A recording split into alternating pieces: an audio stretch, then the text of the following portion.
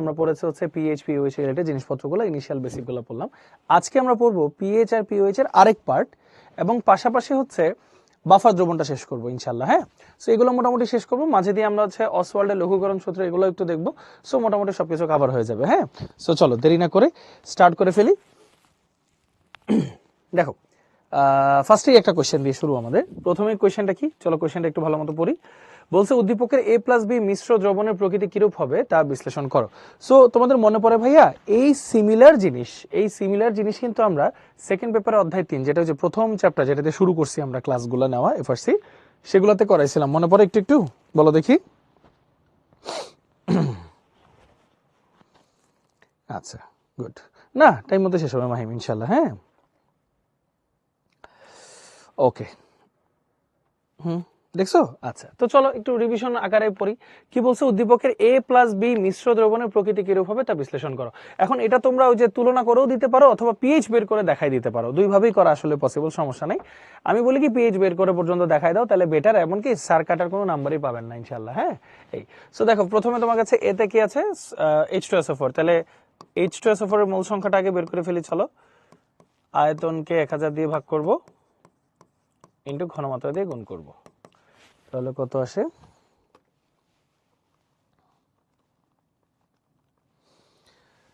2 × 10⁻³ মোল।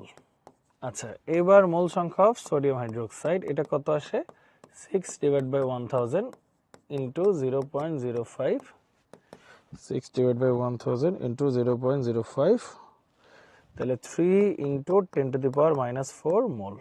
আচ্ছা, তো এখন আমরা আগে বিক্রিয়াটা একটু লেখার চেষ্টা করব। বিক্রিয়াটা কি হয় ভাইয়া, দেখো, ধরো H2SO4 আছে, H2SO4 এর সাথে সোডিয়াম হাইড্রোক্সাইড বিক্রিয়া করছে, সো ফর্ম করতেছে হচ্ছে সোডিয়াম সালফেট প্লাস পানি, নাকি?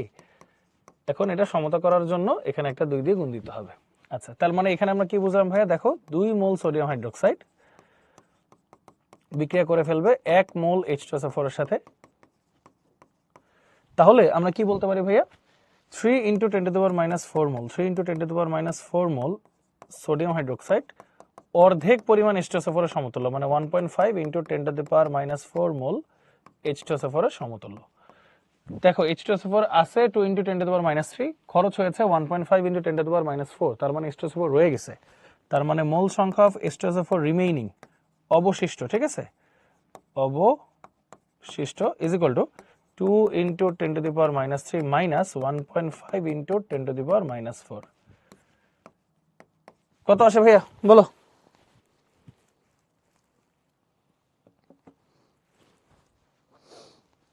Two into 10⁻³ minus 1.5 × 10⁻⁴। এটা আসে হচ্ছে 1.85 × 10⁻³ মোল। আচ্ছা দেখো, H2SO4 এর মোল সংখ্যা, অবশিষ্ট মোল সংখ্যা পেয়ে গেছো। তারপর মিশ্রণের আয়তন, মানে তুমি যদি এইটুকু লেখো যে অবশিষ্ট অ্যাসিড আছে, তার মানে এটা অম্লধর্মী হবে, তাও হবে। অথবা পিএইচ বের করে দিতে পারো। কিভাবে দেখো, মিশ্রণের আয়তন তাহলে কত হইলো, 20 + 6 ml কে 1000 দিয়ে যদি ভাগ করো, তাহলে 0.026 লিটার হয়, তাই না? 0.026 লিটার হয়। আচ্ছা, তাহলে H2SO4 এর ঘনমাত্রাটা বের করি চলো। H2SO4 এর ঘনমাত্রা কি হবে? H2SO4 এর মোল 1.85 × 10⁻³ ডিভাইড বাই আয়তন 0.026, তাহলে কত আসে? 0.071 মোলার। আবার আমরা কি জানি ভাইয়া, H2SO4 কে ভাঙলে 2টা H+ পাওয়া যায়, নাকি? এগুলো এক্সট্রা করাচ্ছি, প্লাস সালফেট একটা পাওয়া যায়, তার মানে H+ এর ঘনমাত্রা কত হবে ভাইয়া? সালফারিক অ্যাসিডের দ্বিগুণ, না, সালফারিক অ্যাসিডের ঘনমাত্রার দ্বিগুণ, তাহলে কত আসে? ইনটু 2, তাহলে আসে হচ্ছে 0.142 মোলার। সো পিএইচটা কত আসবে দেখো, pH is equal two minus log of H+, which will be 0.84 বা 85 লেখো, 0.85। হ্যাঁ, তাহলে পিএইচ আছে 0.85, which is less than 7, তার মানে এটাকে আমরা অম্লীয় বলতে পারি, অনেক বেশি অম্লীয় আর কি, তাই না? অম্লীয় বলতে পারি, এইভাবে করতে পারবে, সমস্যা নেই। ওকে, সবাই একটু ভাইকে বলো, এগুলো তো বুঝছো না ভাইয়া? দেখছো সিমিলার, ওই যে টপিক সিমিলার, যে পিএইচ এর সিমিলার টপিক, যেহেতু সেকেন্ড পেপারে থার্ডেও করছো, এখানেও সিমিলার জিনিসটা চলে আসছে। ক্লিয়ার? হ্যাঁ ভাইয়া, লাস্ট ক্লাস না করলেও এটা করা যাবে, অসুবিধা নেই ভাইয়া। হ্যাঁ, কারণ এই পিএইচ এর টপিক আমরা সেকেন্ড পেপার চ্যাপ্টার 3তেই করাইছি, সো টেনশনের কোনো কারণ নাই। আচ্ছা, সেটা ক্লিয়ার না ভাইয়া? সবাই ছোট করে একটা সি লিখে দিই টিচার ইনবক্সে, সবাই আমরা এটা বুঝি কিনা। আচ্ছা, ওকে, তাহলে কি আসলো? আচ্ছা আরেকবার বলবো, আচ্ছা আরেকবার বলি। বলছে এ আর বি মিশ্রণ করলে মিশ্রণের প্রকৃতিটা কেমন হবে সেটা লিখতে বলছে। তাহলে দেখো, আগে এ এর মূল সংখ্যাটা বের করে নিলাম, তারপর এটার মূল সংখ্যা বের করলাম, ওদের একটা সমতাকৃত সমীকরণ বের করে এই সমীকরণটা 2 মোল 1 মোলের সমতুল্য, এত মোল কত, তখন H2SO4 আছে বেশি, খরচ হয়েছে কম, তাহলে বাকি আছে কতটুকু? এমনিতেই বোঝা গেছে এটা কিন্তু অম্লীয়, যেহেতু H2SO4 বাকি আছে। তাহলে মিশ্রণের আয়তন দিয়ে ভাগ করলাম H2SO4 এর মোলকে, তাহলে মিশ্রণে H2SO4 এর ঘনমাত্রা পেয়ে গেলাম, অবশিষ্ট ঘনমাত্রা। তারপর H2SO4 এর ঘনমাত্রা যা, H+ এর ঘনমাত্রা তো দ্বিগুণ, সেটা বের করলাম, তারপর পিএইচটা বের করে দেখলাম এটা 7 এর অনেক কম, 0.85 মাত্র, তার মানে এটা অবশ্যই অম্লীয়, এটা অবশ্যই অম্লীয়। ওকে, এটা অবশ্যই অম্লীয়। সবাই ক্লিয়ার? আচ্ছা বলো, যারা যারা একটু আগে বুঝো না তারা এখন ক্লিয়ার কিনা?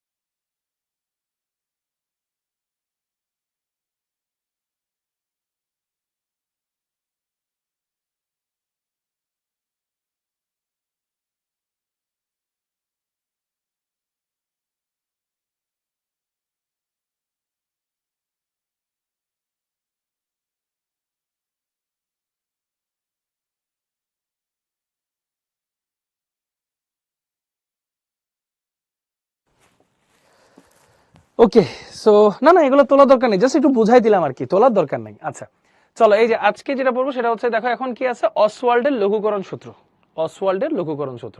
আচ্ছা, এইখানে যাওয়ার আগে একটা জিনিস তোমাদেরকে একটু এক্সট্রা ভাবে পড়াই দিই। হ্যাঁ, দেখি এটা একটু তোমাদেরকে জিজ্ঞেস করি, দেখি এটা পারো কিনা। হ্যাঁ, এমনিতেই সেটা হচ্ছে, ধরো তোমার কাছে একটা প্রশ্ন দিলাম, 10⁻⁻8 মোলার HCl এর পিএইচ কত? অ্যান্সার কত হবে ভাইয়া বলো দেখি সবাই একটু। না না তানজিম, কোনো সমস্যা নেই, কে এর মান তো লিখিই নেই নাজমুল, কে এর মান তো দরকার নাই, এখানে তো কোনো উইকটা নিয়ে আমরা কাজ করি নাই ভাইয়া।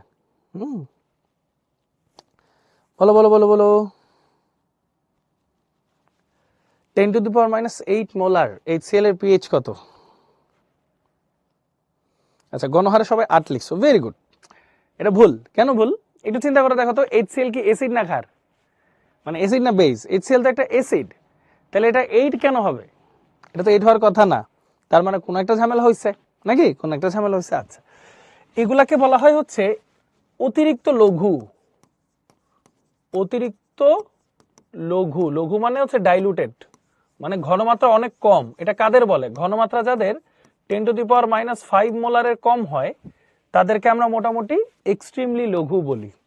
এখন আমরা যখন কোনো একটা পাত্রে ধরো HCl এর পিএইচ মাপবো, আমরা তো আসলে HCl এর পিএইচ মাপি না, আগে পাত্রে পানি দিই তারপর HCl দিই, আমরা আসলে পুরো দ্রবণটার পিএইচ মাপি। হ্যাঁ, পুরো দ্রবণটার এখানে আমরা পিএইচ মাপি।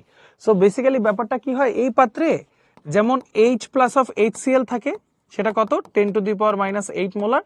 ঠিক তেমনি ওই যে বিশুদ্ধ পানির H+ এর ভ্যালুও থাকে, সেটা কত? 10⁻⁻7 মোলার। এখন তুমি যখন H+টা হিসাব করবা, মোট টোটাল H+টা হিসাব করবা, সেটা কি দুইটা যোগ হবে, 10⁻7 প্লাস 10⁻8, তারপর তুমি পিএইচ বের করবা হচ্ছে টোটালটার, minus log of H+ total is equal to, তখন কত আসে ভাইয়া দেখি তো, মাইনাস লগ অফ 10⁻7 প্লাস 10⁻8।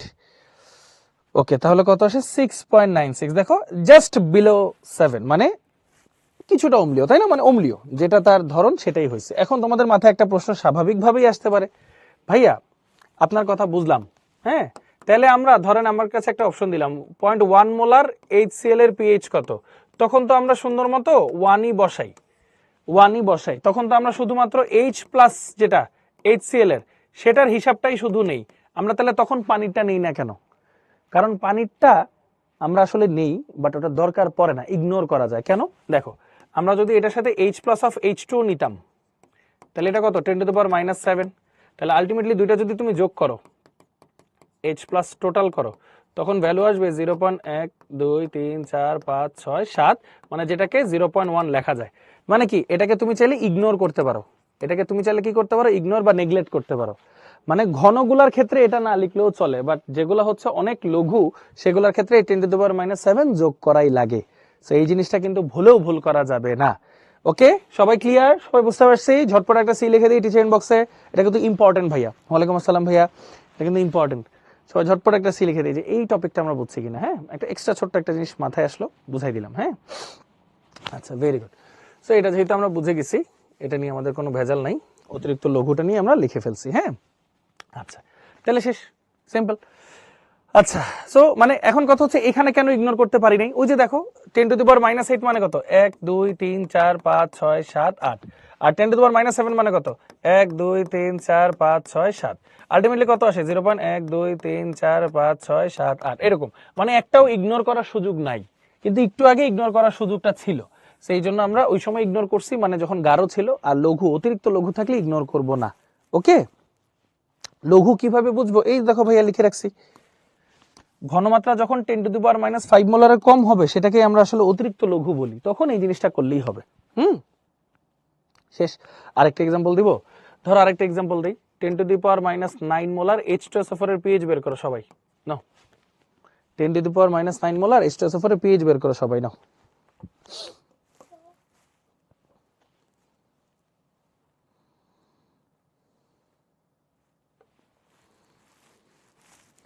সব ক্ষেত্রে পানির ঘনমাত্রা অ্যাড করলে প্রবলেম হবে না? হবে না, অ্যাড করো, কোনো সমস্যা নেই।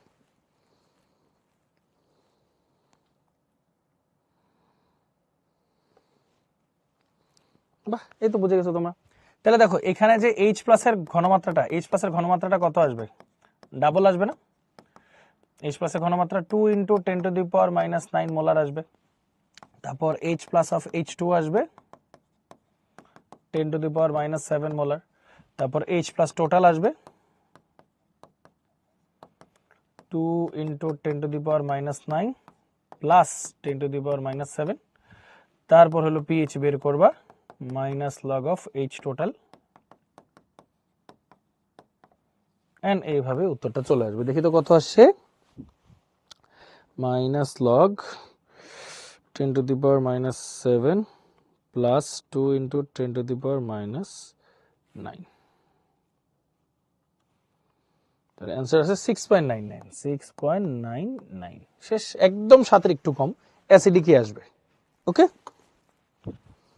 বুঝছো? আশা করি দুইটা এক্সাম্পল দিছি, আর অনেক কথাবার্তা বলছি, এখন আশা করি আমরা সবাই ক্লিয়ার, তাই না ভাইয়া? বলো ক্লিয়ার? ওকে, না নোট করার প্রয়োজন নেই, এই জিনিসটা তো আলাদা লিখে রাখছি, দেখে রাখতে পারো, অসুবিধা নেই। ওকে, আচ্ছা, গুড। 2 মাল্টিপ্লাই না করলেও না, মাল্টিপ্লাই তো করতে হবে ভাইয়া, যেটা বেসিক সেটা তো বেসিক রাখতেই হবে, কারণ H2SO4 এ হাইড্রোজেন কয়টা আছে, 2টা না? তাহলে হাইড্রোজেনের ঘনমাত্রা কত হবে, এটার দ্বিগুণ। এটা গেল H2SO4 এর মধ্যে যে হাইড্রোজেন আছে তার ঘনমাত্রা, আর ওটা তো একটা পানির মধ্যে নিয়ে তারপর করছো, পানির H প্লাস এর ঘনমাত্রা। তাহলে মোট ঘনমাত্রা কত, দুইটা যোগ করবা, তারপর বাকি হিসাবটা করে ফেলবা, শেষ। ওকে, ক্লিয়ার এখন ভাইয়া? এখন কেন এখানে আমার যোগ করা লাগলো, কারণ এই ঘনমাত্রাটা তোমরা দেখেই বুঝতেছো অনেক ছোট, অনেক ছোট হইলেই আমরা 10⁻⁷ যোগ করে দিব। তোমরা যে কোনো ঘনমাত্রার সাথেই 10⁻⁷ যোগ করতে পারো, অসুবিধা নেই। হ্যাঁ, ও আচ্ছা আচ্ছা, কিন্তু খাতায় কিন্তু দেখাই ফাবিহা, হ্যাঁ, নাহলে কিন্তু কেটে দিবে ভাইয়া। আচ্ছা, গুড। সিফাত বুঝছো? নুহা, তারেক, হ্যাঁ, গুড। আচ্ছা, অবশ্যই মন না। ওকে, ভেরি গুড, তাহলে হয়ে গেল, ক্লিয়ার। চলো, এখন এগুলা যেহেতু মোটামুটি আমরা দেখে ফেলছি, এটা কোনটার জন্য বললাম আমরা? অতিরিক্ত লঘুর জন্য বললাম। আচ্ছা, এইটা রাখার দরকার নেই, ওইটা তো আছেই, একটা এক্সাম্পল থাকো। ওকে, সো চলো এবার একটু সামনের দিকে যাই। আচ্ছা, অসওয়াল্ডের লঘুকরণ সূত্র। আচ্ছা, লঘুকরণ সূত্র বলতে আসলে বোঝাইছে দুর্বল। দুর্বল দুর্বল মানে কি? আলফা যাদের অনেক বেশি নাকি অনেক কম, বলো দেখি একটু কষ্ট করে মনে করে। নাফিস এক্সামে কিভাবে করবে? যে ভাইয়া যেভাবে করাইছি, সিম্পল। এক্সামে এরকম পিকুলিয়ার জিনিসপত্র যদি আসে, মানে ঘনমাত্রা অনেক কম, 10⁻⁻7 যোগ করে দিবা। আর যদি নর্মাল আসে করবা। এখন ঘনমাত্রা কত কম হইলে? ওই যে 10⁻⁵ মোলারের কম হইলে, বুঝছো? যেমন 10⁻⁶, 10⁻⁷, 10⁻8, এগুলো তো কম। হ্যাঁ নাফিস, আশা করি বুঝছো। হ্যাঁ, আলফার ভ্যালু যদি অনেক কম হয় তখন সেটাকে আমরা বলি হচ্ছে অনেক দুর্বল আর কি। হ্যাঁ, দুর্বলদের জন্য এই জিনিসটা। এখন আমরা একটা দুর্বল এসিড, দুর্বল ক্ষার চিনবো কিভাবে? চেনার কোনো দরকার নাই। পরীক্ষার প্রশ্নে যদি কে এ দেওয়া থাকে তাহলে বুঝবো এটা দুর্বল এসিডের জন্য দেওয়া, কে বি যদি দেওয়া থাকে এটা দুর্বল ক্ষারকের জন্য দেওয়া। বাস এই জিনিসটাই মনে রাখবা, তাহলেই হবে, এত প্রবলেমের কোনো কারণ নাই। আচ্ছা, তো এখন খেয়াল করে দেখো, এটা একটা দুর্বল এসিড। হ্যাঁ, এটা একটা দুর্বল এসিড, এটা আমরা ধরেই নিছি। তাহলে এটার আইস লিখি, আই সি ই। তাহলে এটা 1 মোল ছিল, এটা ছিল 0 0, চেঞ্জ হয়েছে ধরো মাইনাস আলফা, এখানে ঢুকবে প্লাস আলফা প্লাস আলফা। কেঁপে গেছে ক্লাস, আশা করি করছো ভাইয়ার। ইকুইলিব্রিয়ামে গিয়ে কি হবে? 1 মাইনাস আলফা, এটা হবে শুধু আলফা, এটা হবে শুধু আলফা। আর প্রত্যেকের সাথে যদি ঘনমাত্রা গুণ করে দেই তাহলে এই মোল জিনিসটা ঘনমাত্রা কনভার্ট হয়ে যাবে আর কি, আর কিছুই না। সো এখন খেয়াল করো, এটার জন্য যদি আমরা কে এ লিখি, গত ক্লাসে পড়াইছি, যারা গত ক্লাস করো নেই সমস্যা নেই, গত ক্লাসটা করেই করবো। ভাই একটা জিনিস মনে রাখবা, এফআরসির কোনো ক্লাস সিরিয়াল ছাড়া করো না, তাহলে তোমার নিজেরই বুঝতে কষ্ট হবে ভাইয়া। হ্যাঁ, কেন বলতেছি? আমাদের রুটিনটা তো অমনি সিরিয়ালি করা সাজানো। যেমন গত ক্লাসে আমরা কে এ কে বি পড়ছি। কে এটা কি যারা জানো না কোনো সমস্যা নেই, এটা একটা কেসি। কেসি মানে কি? উৎপাদ বাই বিক্রিয়ক লিখবা। এসিডের জন্য যদি হয় তাহলে কে এ, ক্ষারের জন্য যদি হয় তাহলে কি বি, মানে ক্ষারকের জন্য হলে কে বি। বি দিয়ে বেস বোঝায়, এ দিয়ে এসিড বোঝায়, শেষ। হ্যাঁ, টেনশনের কোনো কারণ নেই। আচ্ছা, পরে ভাইয়া যেটা দেখাচ্ছি, তাহলে দেখো উপরে কি আসবে? এইচ প্লাসের ঘনমাত্রা ইন্টু এ মাইনাসের ঘনমাত্রা ডিভাইড বাই এইচ এ এর ঘনমাত্রা। তাহলে এখানে থাকতেছে কি? Alpha C into alpha C 1 minus alpha C, C C কাটা। আচ্ছা, তাহলে থাকতেছে কি? দেখো alpha square C by 1 minus alpha. আচ্ছা, এখন এখানে একটা কথা আছে, দুর্বল অম্লের জন্য, দুর্বল অ্যাসিডের জন্য, হ্যাঁ, উইক অ্যাসিড হইলে আলফার ভ্যালু থাকে শূন্যের কাছাকাছি। সো 1 মাইনাস আলফাকে আমরা 1 লিখতে পারি। শূন্যের কাছাকাছি কোনো একটা জিনিসকে 1 থেকে বিয়োগ করলে ওটা তো যেহেতু শূন্যই, তাহলে 1 থেকে মাইনাস করলে 1ই থাকবে। তাহলে আমার কে এটা হবে তখন আলফা স্কোয়ার সি। এই যে আলফা স্কোয়ার সি, এখান থেকে আমরা কি লিখতে পারবো? Alpha is equal to root over K A by C. আচ্ছা, এইখান থেকে আরো অনেক মজার জিনিসপত্র লিখবো। দেখো আলফা ইজ ইকুয়াল টু, তার মানে কি লেখা যাবে? দাঁড়াও, এটা কার জন্য লিখলাম? দুর্বল অম্ল না? তাহলে দুর্বল, ধরো উইক বেজের জন্য আমরা তখন কি লিখবো? উইক বেজের জন্য আমরা লিখবো alpha is equal to root over K B by C. আর এটাকে আমরা দুর্বল অম্ল এইভাবে না রেখে একটু উইক অ্যাসিড রাখি, সুবিধা। আচ্ছা, উইক অ্যাসিডের জন্য এটা, উইক বেজের জন্য এটা। আচ্ছা, এখন তাহলে একটু খেয়াল করো, এই যে এই পোর্শনটাই যদি আরেকবার একটু লিখি, তাহলে alpha is equal to root over K A by C, এটাকে এভাবে লেখা যায় না? Root over K A by root over C. এখন ভাইয়া মনে আছে, ধ্রুবক যদি আমি সরাই দিই সমীকরণ থেকে তাহলে একটা সমানুপাতিক চিহ্ন আসে, এটা কি সবাই জানি আমরা? না, আরেকটু আছে তো ভাইয়া, ফাহিম। ধ্রুবকটা যদি সরাই দিই তাহলে সমানুপাতিক চিহ্ন আসবে, আলফা সমানুপাতিক 1 বাই রুট ওভার সি। এটাই হচ্ছে অসওয়াল্ডের লঘুকরণ সূত্র। তাহলে অসওয়াল্ডের লঘুকরণ সূত্রটা কি সেটা আমি তোমাদেরকে বলি। নির্দিষ্ট তাপমাত্রায় কোনো দুর্বল এসিড বা ক্ষারকের বিয়োজন মাত্রা তার ঘনমাত্রার বর্গমূলের ব্যস্তানুপাতিক। নির্দিষ্ট তাপমাত্রায় কোনো দুর্বল এসিড বা ক্ষারকের বিয়োজন মাত্রা তার ঘনমাত্রার বর্গমূলের ব্যস্তানুপাতিক, শেষ। ওকে, এটাই হচ্ছে আমাদের হিসাবটা, অসওয়াল্ডের লঘুকরণ সূত্র। খুব সুন্দর। এছাড়াও এটা কিন্তু যারা একটা এইচ প্লাস দান করতে পারে তাদের জন্য কিন্তু সমীকরণটা। তাহলে এইচ প্লাস যদি 2টা দান করে, 3টা দান করে, তখন এইভাবে প্রুফ করে নিতে পারবা, কোনো সমস্যা নেই। তাহলে আলফা সি, দেখো এইচ প্লাসের ঘনমাত্রা হচ্ছে আলফা সি, বা আলফার ভ্যালু কি?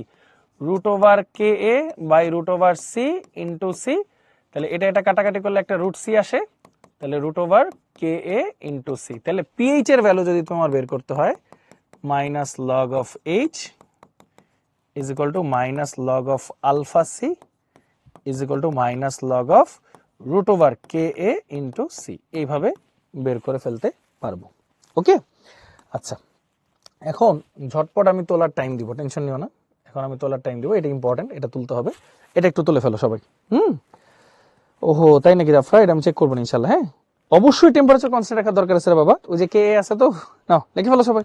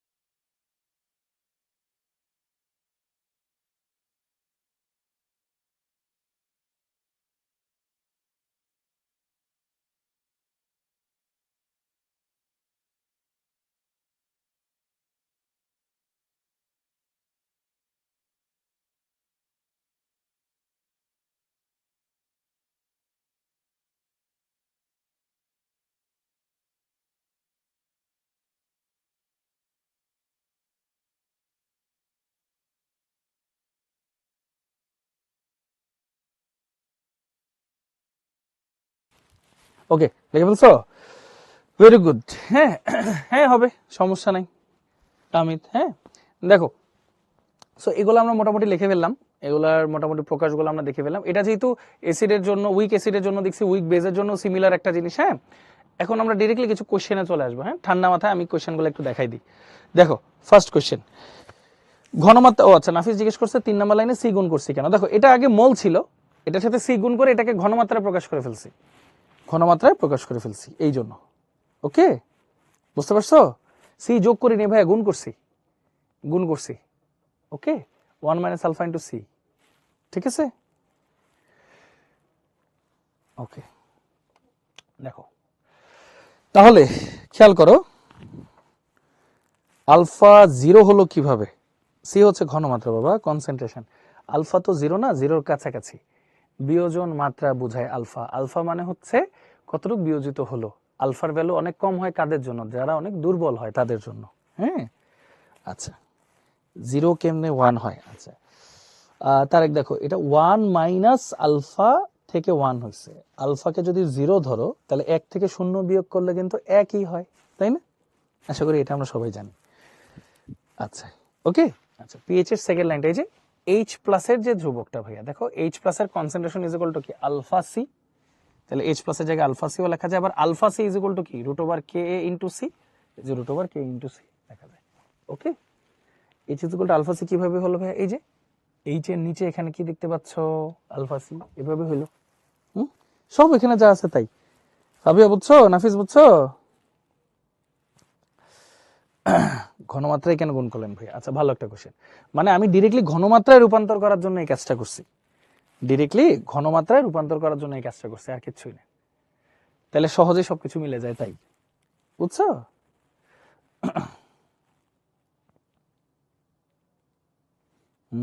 ভালো একটা কোশ্চেন করছে মাঝারুল। যেমন মাঝারুল আমি একটা জিনিস বলি, হ্যাঁ ধরো তোমার কাছে প্রথমে সি ঘনমাত্রা ছিল, সি ঘনমাত্রা ছিল, এরপর খেয়াল করো তোমার কাছে কি ঘনমাত্রা ছিল, সি ঘনমাত্রা ছিল। এই ঘনমাত্রার আলফা মানে আলফা মানে কি, এটা পার্সেন্টেজ, 10% ক্ষয় হয়েছে। ধরো ধরো আমি বললাম এটার 10% ক্ষয় হয়েছে, তাহলে তুমি এটাকে কি লিখবা, সি মাইনাস 10% অফ সি, এটাই তো লিখবা অবশিষ্টটা। আগে সি ছিল, এখন 10% সি এর বিয়োগ হয়েছে, তার মানে কি লিখবা সি মাইনাস 10%, 10%টা কত 10/100 ইন্টু সি। খেয়াল করো এটা তো আলফা ভাইয়া, তাহলে সি মাইনাস আলফা সি, তাহলে সি কমন নাও 1 মাইনাস আলফা। মানে বুঝছো ভাইয়া বেসিক্যালি করছে কি সি দিয়ে গুণ করলে সবগুলোকে ঘনমাত্রায় প্রকাশ করে ফেলছি, এইটুকটা তো মূল, সি দিয়ে গুণ করে ঘনমাত্রায় প্রকাশ করছি, একই জিনিস। ক্লিয়ার? বুঝতে পারছি এখন? আজারুল, ফারিয়া, হ্যাঁ আচ্ছা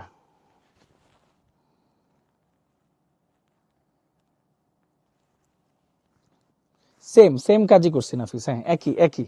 মানে এই জিনিসটাকে যে 1 মাইনাস আলফা বাই ভি, এই জিনিসটাকে এভাবে লেখা হয়েছে, মানে C is equal to 1 by V, এইভাবে চিন্তা করো, তাহলেই তো হয়। বুঝছো? Very good. আচ্ছা আরেকটা প্রশ্ন পাইছি, একটা মিনিট দাঁড়াও। হ্যাঁ আরেকটা প্রশ্ন কি ছিল? সিটা ঘনমাত্রা ভাইয়া, কনসেন্ট্রেশন। হ্যাঁ আচ্ছা ওকে, বুঝছো নাফিস, ভি দিয়ে ভাগ করলেও যে হইতো। হ্যাঁ এইটা কিভাবে ধরবো? ইমরান বুঝিনি, কোশ্চেনটা বুঝিনি ভাইয়া। হ্যাঁ হাবিবা, আইসিই দ্বারা কি বোঝায়? এই তুমি ইয়া ক্লাস করো নাই ভাইয়ার, কেপিকেসি ক্লাসটা করো নাই? ভুলে গেছি আমরা এগুলা। আই দিয়ে ইনিশিয়াল, সি দিয়ে চেঞ্জ, ই দিয়ে ইকুইলিব্রিয়াম, তাই না?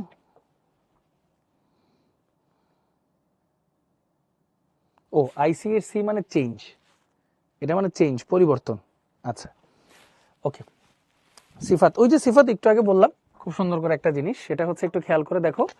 আমরা যদি ঠান্ডা মাথায় চিন্তা করি, ধরো আমার কাছে 1 মাইনাস আলফা মোল আছে, আমি যদি এটাকে আয়তন ভি দিয়ে ভাগ করি, তাহলেই তো একটা ঘনমাত্রা হয়ে যায়। এটাকে আমরা কি লিখতেছি? 1 মাইনাস আলফা সি লিখতেছি। তার মানে সি মানে কি 1 বাই ভি, শেষ। সি মানে তার মানে 1 বাই ভি ধরে নিয়ে করছি, বুঝে গেছো? শেষ হয়ে গেল। ওকে হ্যাঁ, কে এর জায়গায় কে বি দেওয়া যাবে কখন ভাইয়া? যখন উইক বেস থাকবে তখন। উইক অ্যাসিড থাকলে কে এই থাকবে, অ্যাসিডের জন্য কে এ, বেজের জন্য কে বি। এটা এস দিয়েও লিখতে পারে, সি দিয়েও লিখতে পারে, ওটা কোনো সমস্যা না ভাইয়া। হ্যাঁ আচ্ছা আচ্ছা রুট সি কিভাবে আসছে?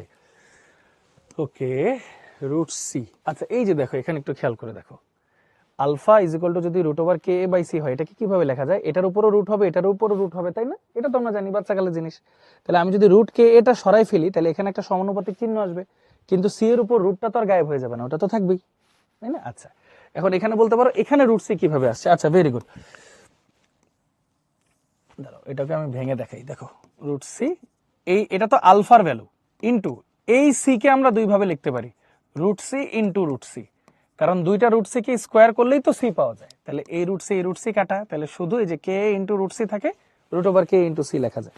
বুঝতে পারছো? ক্লিয়ার? হ্যাঁ হ্যাঁ নাফিস বলো, এটা বুঝছো? শেষ।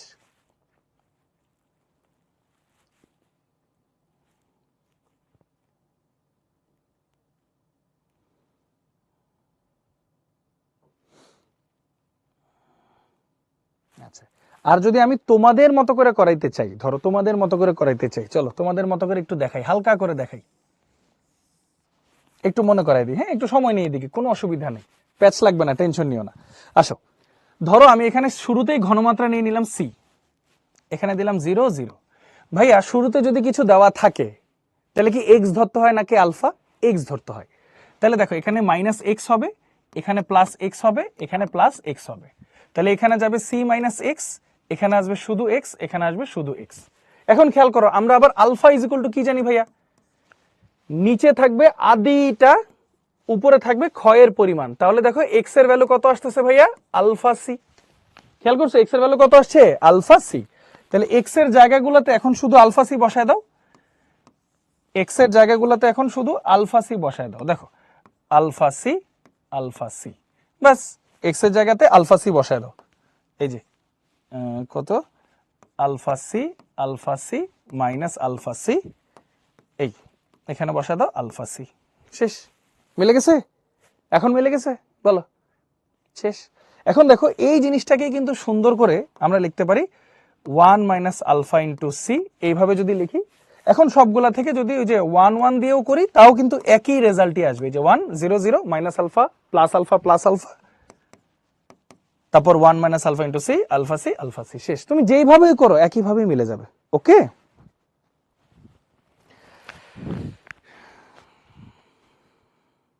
ওকে, বুঝে গেছো?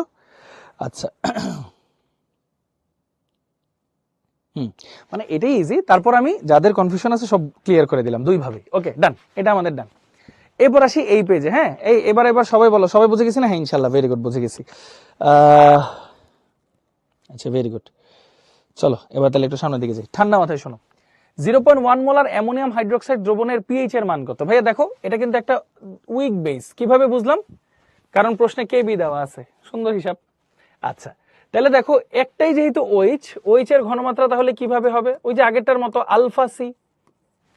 আলফা সি মানে কি? আবার রুট ওভার, এখানে হবে কেবি ইন্টু সি, শেষ। তাহলে পিওইচ বের করতে পারবা তুমি, which is minus log of OH. এই ভ্যালু থেকে তারপর তুমি পিএইচ বের করবা 14 থেকে পিওইচ বাদ দিয়ে। তারপর ফাইনালি তোমার আনসার আসবে। আনসারটা কত আসে করো দেখি।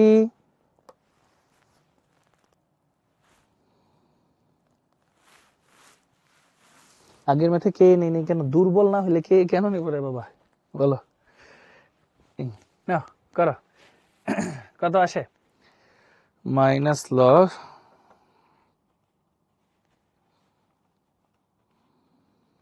root over 0.1 into 1.8 into 10 to the minus 5। ওকে, তাহলে 11.123 127 এরকমই আসে। এই যে এটাই হচ্ছে সি ঘনমাত্রা। হ্যাঁ, তাহলে 11.12 চলে আসছে, শেষ। একদম প্রথম সিকিউটা। আচ্ছা আচ্ছা, ওমি জিজ্ঞেস করছে প্রথম সিকিউতে কে এ কেন নেই। প্রথম সিকিউটা ওমি একটু খেয়াল করছে, এখানে এ লেখা আর বি লেখা, এ আর বি, এখানে দুইটাই ভাইয়া কি দেওয়া একটু খেয়াল করো তো। উইক, এটা হচ্ছে স্ট্রং বেস, এটা হচ্ছে স্ট্রং অ্যাসিড। উইক কোনটা, দুর্বল কোনগুলা হয়? দুর্বল তো জৈব অ্যাসিড গুলা হয়। তার মানে এখানে যে কে এর মানটা দেওয়া আছে এটা কিন্তু এইটার জন্য দেওয়া। সো আমার এই দুইটাতে তো এটা ইউজ করার কোনো প্রয়োজন নাই, বুঝতে পারছো? আচ্ছা আচ্ছা, গুড। চলো এটা ডান, পরেরটা সলভ করি, আসো। উদ্দীপকে অম্লের ঘনমাত্রা এত এবং বিয়োজন মাত্রা এত হলে কে এ কত? আমরা কি জানি ভাইয়া? K A is equal to alpha square C. আচ্ছা, আলফা স্কোয়ার, আলফার ভ্যালু কত? 10% মানে কত? 10% মানে কিন্তু 0.1, মানে 10/100, মানে এটাকে আমরা 0.1 লিখি। তাহলে 0.1 স্কোয়ার ইন্টু সি কত? 0.001। তার মানে মোটামুটি এটাই হওয়া উচিত। 1 2 3 4 5, হ্যাঁ 1 2 3 4 5, হ্যাঁ ঠিক আছে, এই হবে এটাও। আচ্ছা, হ্যাঁ, কোনো সমস্যা নেই, কোনো সমস্যা নেই। চলো পরেরটায় যাই। এইচ এ এর কে এ দেওয়া আছে এত ঘনমাত্রার জন্য পিওএইচ কত? আগে তোমরা পিএইচ বের করবা। এটা কি minus log of H plus, মানে minus log of root over K A into C. তারপর তোমরা পিওএইচ বের করবা, 14 থেকে পিএইচ বাদ দিতে হবে। সো এইটা মোটামুটি কত আসে? 10.778 আসার কথা। ওই যে ইংলিশ ভার্সনে নিছিলাম তো, তাই আমার মনে আছে। তাও একবার একটু ট্রাই করি। root over 0.2 into 1.8 into 10 to the power minus 6, 10.77, হ্যাঁ ঠিক আছে, ভেরি গুড। তারপর চলো তুই যে স্টেপ বাই স্টেপ আগে দুইটার মধ্যে করবা, তারপর বাকি দুইটা করবা। হ্যাঁ, মানে দুইটা কন্টেনার এট এ টাইম আসবেন। হ্যাঁ, লাস্টেরটা অসওয়াল্ড ওহকরন সূত্রে গাণিতিক প্রকাশ কোনটা? এই যে alpha is equal to root over K A by C, শেষ। সুন্দর, তার মানে এ এ বি এ, এটা হচ্ছে আমাদের অ্যান্সার। খুব সহজ, সুন্দর করে আমরা পারলাম ভাই, ইনশাআল্লাহ। সো চলো একটু সামনের দিকে যাই। এই যে আরেকটা সিকিউ আছে, উদ্দীপকের প্রথম পাত্রের দ্রবণের পিএইচ গণনা করো। নাও এটা সবাই বের করো কুইকলি, এটা করে ফেলো।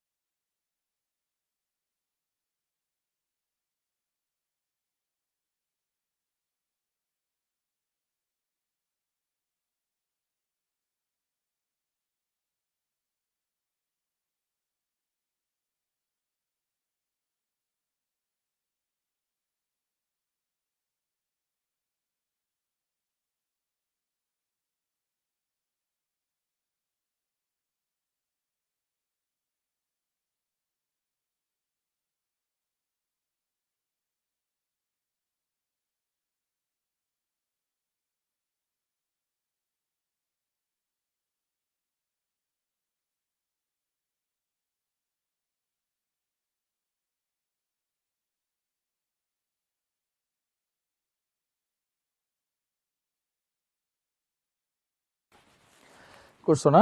বাহ, এক একজনের এক এক অ্যান্সার। কি বলছে? উদ্দীপকের প্রথম পাত্রে দ্রবণের পিএইচ গণনা করো। আচ্ছা, এটা দুর্বল জৈব অ্যাসিড আছে, ঠিক আছে, ফাইন, দেওয়া আছে সবকিছু। তাহলে পিএইচ একটু বড় করে সুন্দর করে কিন্তু লিখবা, হ্যাঁ। ফার্স্টে লিখবা এটা ঘনমাত্রা সি, কত দেওয়া আছে ভাইয়া? 0.2 মোলার।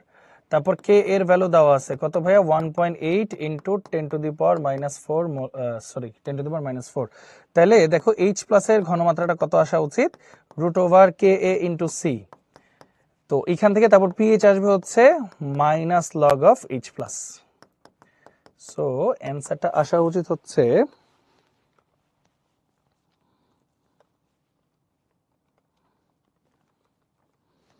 2.22।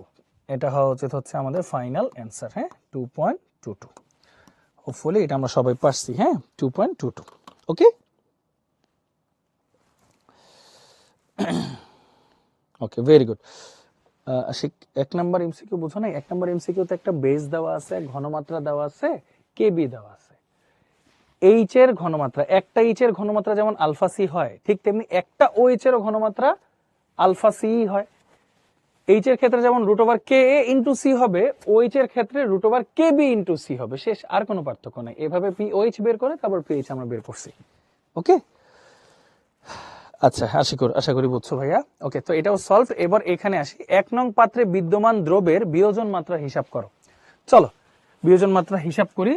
পিকেএ দেওয়া আছে, দেখো এখানে পিকেএ দেওয়া আছে, pKa is equal to 3.8 is equal to -log of K A. এই যে গতকালকের ক্লাসের পড়া, এগুলো সবই, যারা মিস করছো অসুবিধা নেই, আস্তে আস্তে করতে থাকো।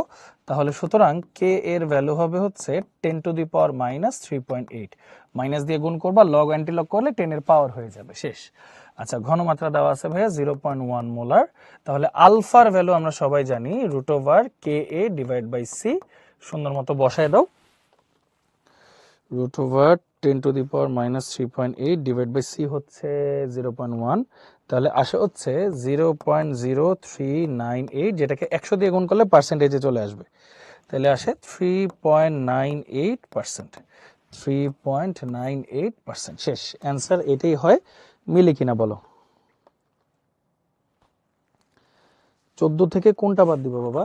এটা তো ডিরেক্ট পিএইচ বলতে বলছে, হ্যাঁ। 14 থেকে বাদ দিবে এইটাকে, এটা তো পিওএইচ বের করছো, তারপর পিএইচ বের করতে হলে 14 থেকে বাদ দিতে হয়, হ্যাঁ, এটা দেখাইছিলাম কিন্তু।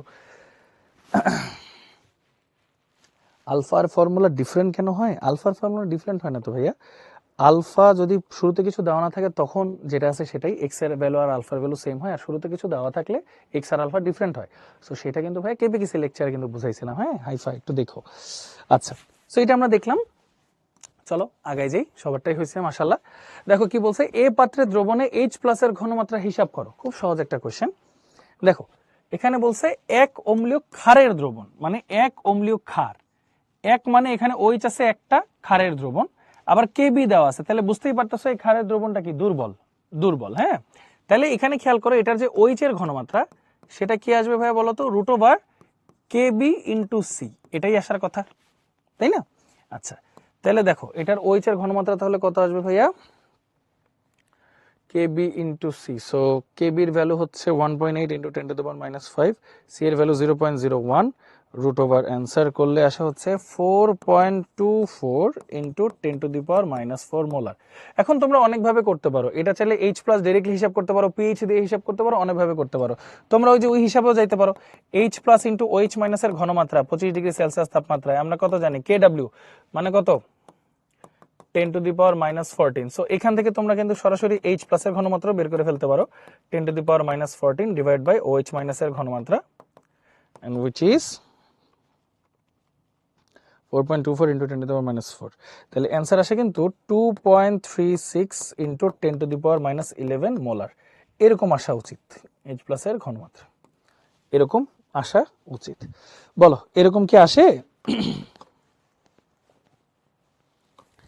সি একবার গুণ হয় একবার ডিভাইড হয় কেন? এটা তো সি একবার গুণ হয় একবার ডিভাইড হয় কেন ভাইয়া? এটা কনটেক্সের উপর ডিপেন্ড করতেছে না হাইফা? একটু কি খেয়াল করতেছো ভাইয়া? এই যে দেখো, এটা তো আলফার সাথে সে নিচে ডিভাইড হয়েছে, আলটিমেটলি তো সে আলফার সাথে গুণ হবে, এটা তো আলফার সূত্র।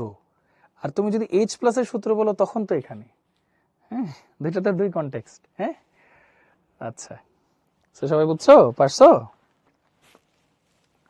2.36 ইন্টু 10⁻11। হ্যাঁ হ্যাঁ, এটা অন্যভাবেও করা যাবে না ফিস। কি করবা, এই যে OH এর ঘনমাত্রা থেকে POH বের করবা, তারপর PH বের করে তারপর এটা বের করতে পারো, কোনো সমস্যা নেই, দুইভাবেও করা যায়, অসুবিধা নেই।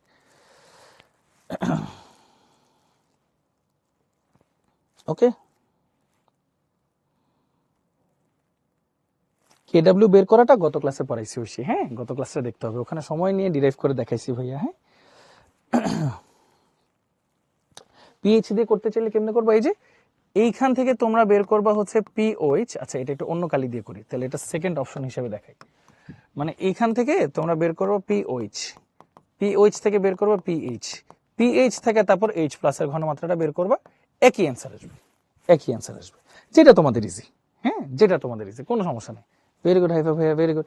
আচ্ছা, দেওয়া উচিত নাজমুল, হ্যাঁ দেওয়াটা উচিত, দিলে ভালো।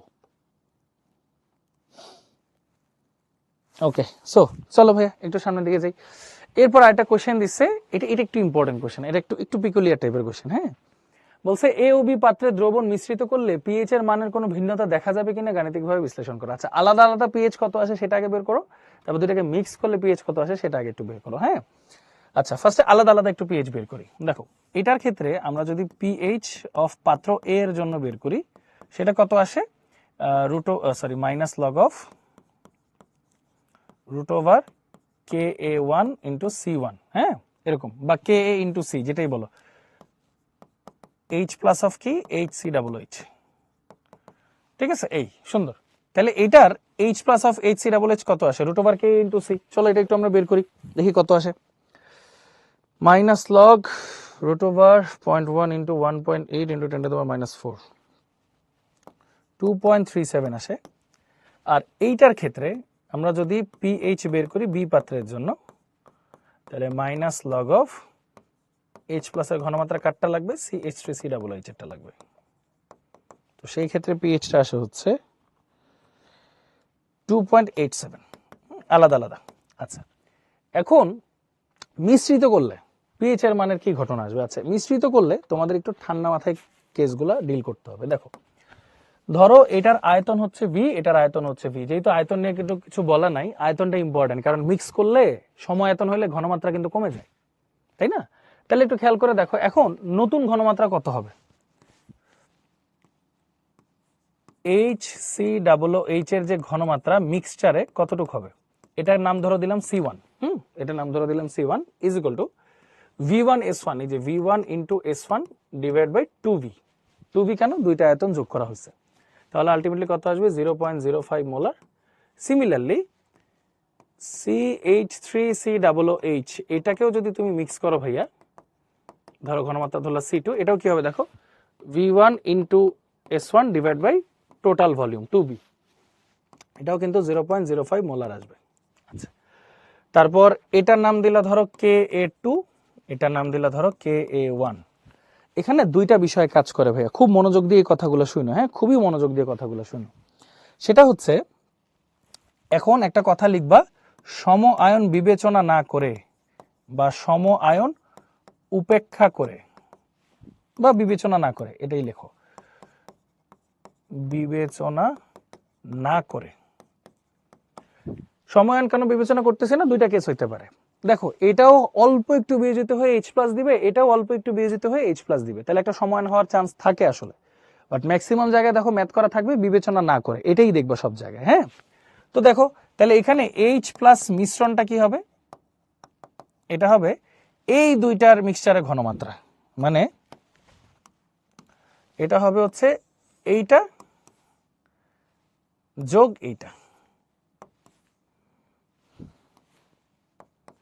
তার মানে আলটিমেটলি কত আসতেছে, এইটা সরি এইটার মিশ্রণ দ্বারাও, এটা কি লিখতেছি ঘনমাত্রা না, হ্যাঁ ঘনমাত্রা আসছে, তাহলে H প্লাস লাগবে, তাই না? হ্যাঁ, একটু ভুল করলাম, এই দেখো, তাহলে H প্লাস অফ HCOH মিক্সচারের ঘনমাত্রা plus H plus of CH3COH মিক্সচারের ঘনমাত্রা। ওকে, এটা কি হবে দেখো তো, এটা root over ka1 into c1 plus root over ka2 into c2। তাহলে কত কত আসে, চলো একটু হিসাব কিতাব করি। হ্যাঁ অবশ্যই জয়ী, পিএইচ থেকে অ্যান্টিলগ করেই তো এইচ প্লাস আনতে হবে, এটা জাস্ট ইউজুয়াল প্রসেস। হ্যাঁ, root over K into C, তাহলে 0.05 into 1.8 into 10 to the power -4 একটা দিব, তাহলে কত আসে ভাইয়া 3 into 10 to the power -3 plus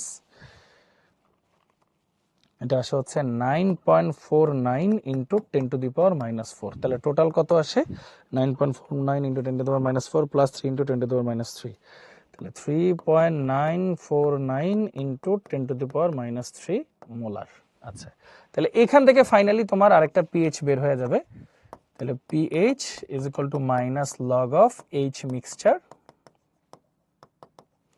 is equal to, তখন অ্যান্সার আসে দেখো 2.4, দেখছো 2.4 তোমার অ্যান্সার আসে, খুব সিম্পল। আচ্ছা হ্যাঁ অবশ্যই, হ্যাঁ 2.4 অ্যান্সার আসে গেল। এখন কথাটা কি, কথাটা কি আসতেছে, কথাটা আসতেছে হচ্ছে এটার আরেকটা টাইপ আছে, এটার আরেকটা টাইপ আছে।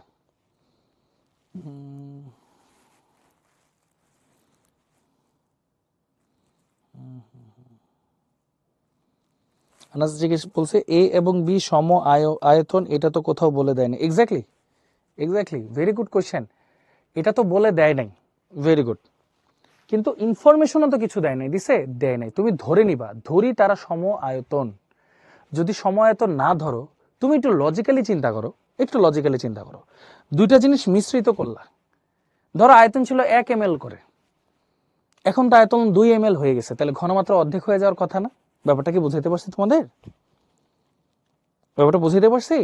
এই মেইন কথা হচ্ছে এখানে আয়তনের ব্যাপারে কোনো কিছুই বলা নেই, তুমি যদি আয়তন নগণ্যও ধরো তাও তো ভাই 1 ml ধরো না, দুইটা মিশ্রিত করলে তো আলটিমেটলি আয়তন ডাবল হয়ে যাচ্ছে, যতই আয়তন থাকুক, তাহলে ঘনমাত্রা কমে যাচ্ছে না আসলে? যেহেতু এখানে মিশ্রণের কথা বলছে, আমি লজিকটা বুঝাইতে পারছি তোমাদের সবাইকে?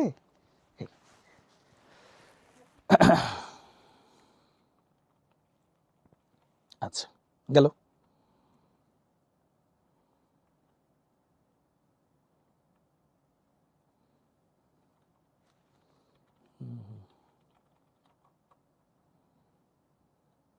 সেম আয়ন কেন নিলাম, কোনটা সেম আয়ন নিছে বাবা একটু বলো দেখি নাফিস।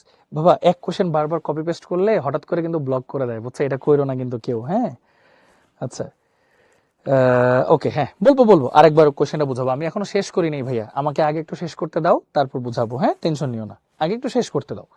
আচ্ছা আরেকটা কেস হইতে পারে, সেটা হলো সম আয়ন বিবেচনা করে, সম আয়ন বিবেচনা করে, তখন কিন্তু ভাইয়া আরেক গেঞ্জাম হবে, সেটা হচ্ছে এইচ প্লাসের যে মিক্সচারটা থাকবে সেটা হবে root over ka1c1 plus ka2c2। এখন এইটার প্রুফ দেখে শুধু শুধু মাথা আমি নষ্ট করতে চাই না, বাট যারা এনথুসিয়াস্ট তাদেরকে একটা হিন্ট দিই। লেটস সে সম আয়ন কাকে বলে আমরা পড়ছিলাম, কিন্তু সম আয়ন জিনিসটা হচ্ছে ধরো ওর একটা ঘনমাত্রা তুমি পাইলা আলফা 1 c1 এটা থেকে, আর ওর এইচ প্লাসের ঘনমাত্রা পাইলা তুমি ধরো alpha 2 c2, ultimately H plus যেহেতু কমন, তাহলে উভয়ের ঘনমাত্রা কি হয়ে যাবে, যে এরকম হয়ে যাবে না? এই ঘনমাত্রা বের করতে গিয়ে এই ফর্মুলাটা চলে আসে। সো শুধু শুধু ওইটা নিয়ে আমরা কি করব না, টেনশনের মধ্যে পড়বো না। ওকে, এটা নিয়ে আমরা টেনশনের মধ্যে পড়বো না, এটার মধ্যে আমরা ভেজালের মধ্যে পড়বো না, জাস্ট তোমাদেরকে বোঝানোর জন্য এটা দেখাইতেছি। এখন তোমরা যদি ভাইয়াকে প্রশ্ন করো যে ভাইয়া আমরা পরীক্ষায় তাহলে কোনটা লিখবো, ওই যে বললাম তোমরা যদি জাস্ট সুন্দর করে একটু লিখে দাও সম আয়ন বিবেচনা না করে, তাহলে এটা লিখবা, সম আয়ন বিবেচনা করলে পুরা রুট দিবা, বা শেষ, আর কোনো কাজ নাই। ওকে, সবাইকে ক্লিয়ার, সবাইকে বুঝতে পারছো ভাইয়া? এইভাবে হিসাবটা হয়। আমি পুরো ম্যাথটা আরেকবার রিক্যাপ করতেছি, তোমরা টেনশনের কোনো কারণ নাই, ঠিক আছে? পুরো ম্যাথটা আরেকবার রিক্যাপ করতেছি, টেনশনের কিন্তু কোনো কারণ নাই। আমি জিনিসটা দেখাই, দাঁড়াও কত আসে 0.05 into 1.8 into 10 to the power -4 plus 1.8 into 10 to the power -5।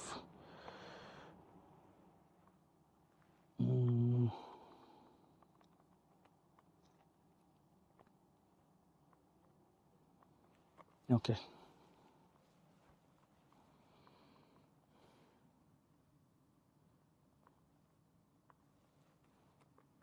ওকে, এটা আসে হচ্ছে 3.15 ইন্টু 10⁻³ মোলার, তারপর পিএইচ বাকিটা বের করে ফেলবো মাইনাস লগ অফ এইচ।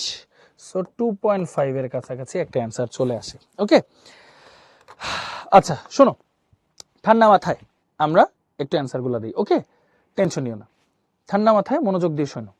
তাহলে এখানে কি আছে ভাইয়া? আচ্ছা বাদ দিই, একটা কাজ করি, তোমরা আগে সবাই এই পুরো ম্যাটটা খাতায় তোলো, ঠিক আছে? খাতায় একবার তোলো, কি কি কোশ্চেন মাথায় আসে মাথায় রাখো, ভাইয়া প্রত্যেকটা একবার অ্যান্সার দিব, তারপর যদি না বুঝো তারপর আবার রিপিট করবো। ওকে ডান, নাও এটা সবাই একটু লিখে ফেলো। হ্যাঁ নাও কুইকলি।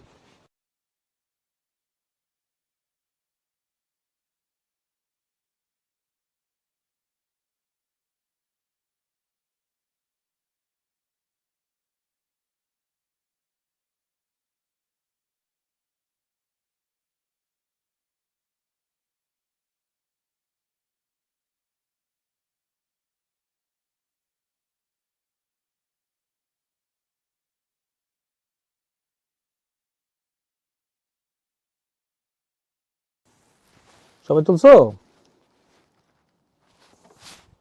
বলো, সবাই তুলছো?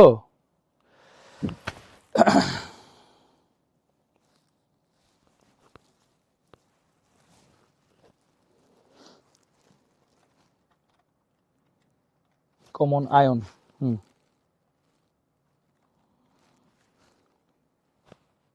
হুম হুম হুম, সবাই তোলা শেষ নাকি?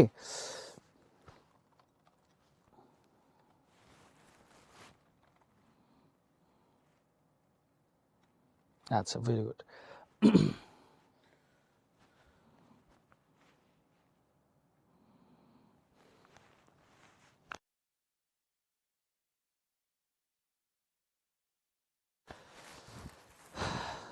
ওকে,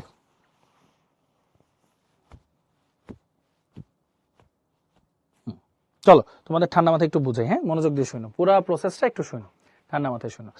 আচ্ছা আচ্ছা, কোশ্চেন করা নিয়ে একটু তোমাদেরকে ক্লিয়ার করি, শোনো।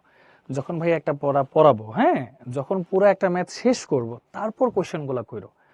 ধরো আমি একটা ওয়ার্ড লিখলাম, ভাই বুঝিনি, দ্বিতীয়টাতে আমি বুঝাইতাম, তার আগেই লিখে ফেলছো ভাই বুঝিনি, আবার তুমি শুনতেছো না। এতে করে কি হয়, তোমার যেমন মনোযোগে একটা সমস্যা হয়, ভাইয়ার আবার মেসেজটা দেখলে ডিস্ট্রাক্ট ফিল হয় না, কারণ ভাইয়া তো করাচ্ছি in the mean time. So সবসময় চেষ্টা করে ভাই আগে পুরোটা শেষ হোক, ভাইয়া যখন জিজ্ঞেস করবো বুঝছো কিনা, তখন কোয়েশ্চেনটা করো।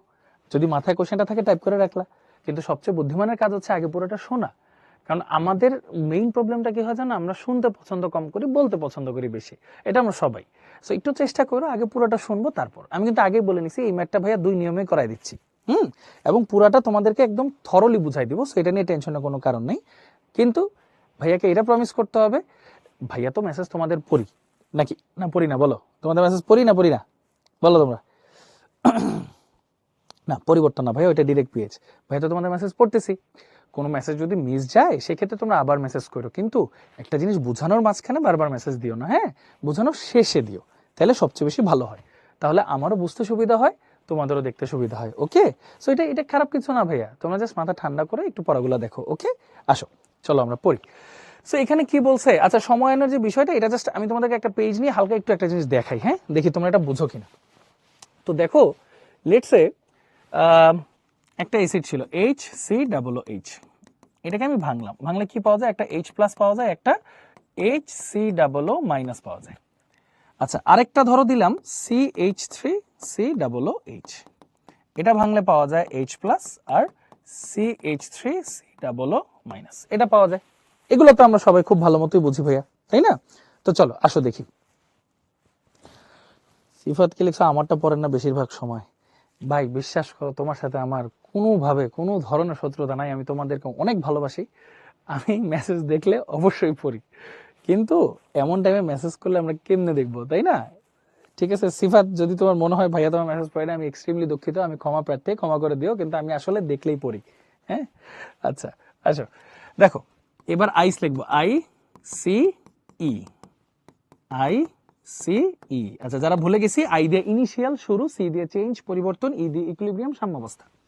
আচ্ছা মনোযোগ দিয়ে এই পার্টটা, হ্যাঁ ধরো এখানে তাহলে কি আছে, ধরো এখানে আছে হচ্ছে 1 0 0 মাইনাস আলফা 1 ধরলাম, এখানে প্লাস আলফা 1 প্লাস আলফা 1, এখানে 1 মাইনাস আলফা 1 আলফা 1 আলফা 1, এখানে ঘনমাত্রা গুণ করে দিলাম C1 C1 C1 দিলাম। এখানে সেম জিনিসটাই করবো একটু অন্যভাবে, তাহলে 1 0 0 minus alpha 2 plus alpha 2 plus alpha 2, এখানে 1 মাইনাস আলফা 2 আসবে, এখানে আলফা 2 C2 দিয়ে গুণ করে দিলাম। সম আয়ন কোনটা হয়েছে? দুইটা তো মিক্স করছো না ভাইয়া, মিক্স করছো। মিক্স করার ফলে এখন ঘটনাটা কি হয়েছে দেখো তো, AH প্লাস আর AH প্লাসটা কমন হয়ে গেছে না। এখন টোটাল H প্লাস এর ঘনমাত্রাটা কি হয়ে গেছে ভাইয়া দেখো তো, এই যে এইটার সাথেও আলফা 2 C2 অ্যাড হবে, আবার এটার সাথেও আলফা 1 C1 অ্যাড হবে। কেন? ওই যে সম আয়ন, তার মানে alpha 1 C1 plus alpha 2 C2। বাস এই হইল ঘটনা। এখন তোমার কি করতে হবে? এইভাবে সমীকরণটা সাজাইতে হবে। আলফা 1 C1 আলফা 2 C2 দিয়ে সুন্দর করে সমীকরণটা তোমার সাজাইতে হবে, নাথিং মোর দেন দ্যাট, একদম ইজি। সো তুমি যদি এই যে এরকম root over KA1 C1 plus KA2 C2, easy. বলেন সবাই কি বুঝতে পারছি এখন?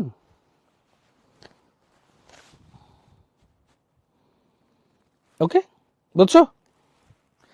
এখন কোয়েশ্চেন হইল যে ভাইয়া আমরা কোন ভাবে পরীক্ষার খাতায় করব? তো ম্যাক্সিমাম মানুষজন আসলে সম আয়ন না ধরেই করে। এখানে তো সম আয়ন ধরেছি দেখেই তো এই যে এত পেঁচালের ঘটনাগুলো আসলো, ঠিক আছে? ওকে, সমান তারেক বলছে বাকিগুলো হলো না কেন? তারেক ভাইয়া তুমি কি একটু দেখতেছো, এটা HC ডাবল আর এটা CH3C ডাবল, দুটো কি সেম জিনিস বাবা? তাহলে এগুলোতে কেন হবে, তাই না? সিতে মাইনাস আলফা কেন হলো? সি মানে তো চেঞ্জ ভাইয়া, চেঞ্জ মানে হইলো কমতেছে, বিক্রিয়ক থেকে কমতেছে উৎপাদে বাড়তেছে, এই জন্য মাইনাস, ওগুলাতে প্লাস। হ্যাঁ, আচ্ছা শেষ হয়ে গেল। হ্যাঁ, আইয়েরটা কিছু বলা নাই তাই 1 ধরছি। আচ্ছা এই তো শেষ। হ্যাঁ, ইউজ করা যায় ইমরান, কোনো সমস্যা নেই। সেই যে এইভাবে দেখাই ফেললাম। আচ্ছা, তো এইটা জাস্ট তোমাদেরকে দেখাই নিলাম সবকিছু। ওকে ওকে, সো শেষ। এটা তাহলে কেটে দিই, এই পেজের আসলে কোনো দরকার নেই, এটা জাস্ট এক্সট্রা একটা, এটা জীবনও তোমার মানে জীবন বলতে এখন HSC-তে আপাতত লাগবে না। আচ্ছা, যে জিনিসটা তোমাদেরকে বুঝাচ্ছি খুব মন দিয়ে শুনো। সো এখানে ভাইয়া কি করলাম, ভাইয়া হচ্ছে দুইটা পাত্র দেওয়া আছে, বলছে A ও B পাত্রে দ্রবণ মিশ্রিত করলে পিএইচ এর মানের কোনো ভিন্নতা দেখা যাবে কিনা গাণিতিক বিশ্লেষণ করো। ওকে ভাইয়া, দুইটা পাত্র মিশ্রিত করছো, 0.1 মোলার 1 মোলার দেওয়া আছে, আয়তন দেওয়া নাই, তো ধরো এটার আয়তন V, এটার আয়তন V, আয়তন V আয়তন V, ঠিক আছে? এখন তাহলে ঘনমাত্রা কি অর্ধেক হয়ে যাওয়ার কথা না? ওই যে V1S1/V2, ওই যে সূত্র V1S1/V2 মানে কি দুইটার মিশ্রণ কত 2V, এই যে আয়তন অর্ধেক হয়ে গেছে, মানে ঘনমাত্রা অর্ধেক হয়ে গেছে, ঠিক আছে?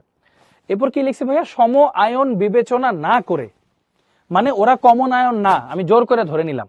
এতে করে কি হবে বলতো, আমি যদি মোট H প্লাস বের করতে চাই তাহলে আমার কি করতে হবে, ওর H প্লাস প্লাস ওর H প্লাস, দুইটা আলাদা আলাদা যোগ করতে হবে, এই জন্য আলাদা আলাদা রুটের মধ্যে আসছে। আর এখানে সমায়ন যদি বিবেচনা করি, একটু আগে যেটা দেখাইলাম, একটা রুটের মধ্যে সবগুলো আসবে। শেষ। দেখো পিএইচ এর মান কিন্তু খুব একটা চেঞ্জ আসে না, 2.4 2.5, হ্যাঁ এরকমই আসে। এই হইলো ঘটনাটা। তোমরা পরীক্ষার হলে যে কোনো একটা করতে পারো, তোমাদের ইচ্ছা, কোনো সমস্যা নেই, বাট একটু লিখে দিও তুমি কোনটা করতেছো, তাহলে একদম অ্যাকুরেট, কেউ কাটার চান্স নাই ইনশাল্লাহ, ঠিক আছে? বুঝতে পারছো? দুইটাই ভি ধরলাম কেন, কারণ কিছু বলা নাই যে ভাইয়া, এই জন্য ভি ধরে নিছি। ধরো তুমি যদি 1 ml ধরো, 1 1 2 আলটিমেটলি অর্ধেকই তো হয়ে যাচ্ছে। 0.1 ml ধরো, 0.1 ইন্টু প্লাস 0.1 মানে 0.2, অর্ধেকই তো হয়ে যাচ্ছে আসলে ঘনমাত্রা, তাই না? আয়তন দ্বিগুণ হয়ে যাচ্ছে। সো এটা ধরে নিয়ে করাটাই বুদ্ধিমানের কাজ, যেহেতু মিশ্রণ বলছে। বুঝতে পারছো? Okay good. সো আশা করি এটা আমরা সবাই তাহলে ক্লিয়ার। তাহলে এই ম্যাথ সবাই ক্লিয়ার? ঝটপট টিচার ইনবক্সে একটু বলে দাও সবাই। বিথি জিজ্ঞেস করছে সমায়ন ধরে করা আর না ধরে করা কি এক বিষয়? দেখো তোমার প্রশ্নেই অ্যান্সার আছে বিথি। সম আয়ন ধরে করতেছো এক জায়গায় মানে কি দুইটা কমন ফেলাইছো, এক জায়গায় না ধরে করতেছো মানে কমন ফেলাও নাই, দুইটাকে আলাদা ধরছো। দুটো তো এক জিনিস না, বাট কাছাকাছি, কারণ দুইটার ভ্যালু একদম কম, তো এই জন্য, এই আর কিচ্ছু না। আচ্ছা গুড। এখন প্রশ্ন হচ্ছে যে ঠিক আছে, আমরা আসল ডিফারেন্সটা কি?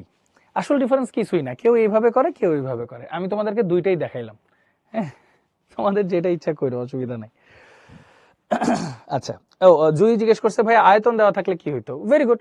ধরো এখানে আয়তন দেওয়া আছে 20 ml, এখানে দেওয়া আছে ধরো 30 ml, তখন তোমরা কি এই পদ্ধতিতে করবা নাকি আয়তন বসায় করবা? বলো, তোমরাই বলো, উত্তর কি হবে?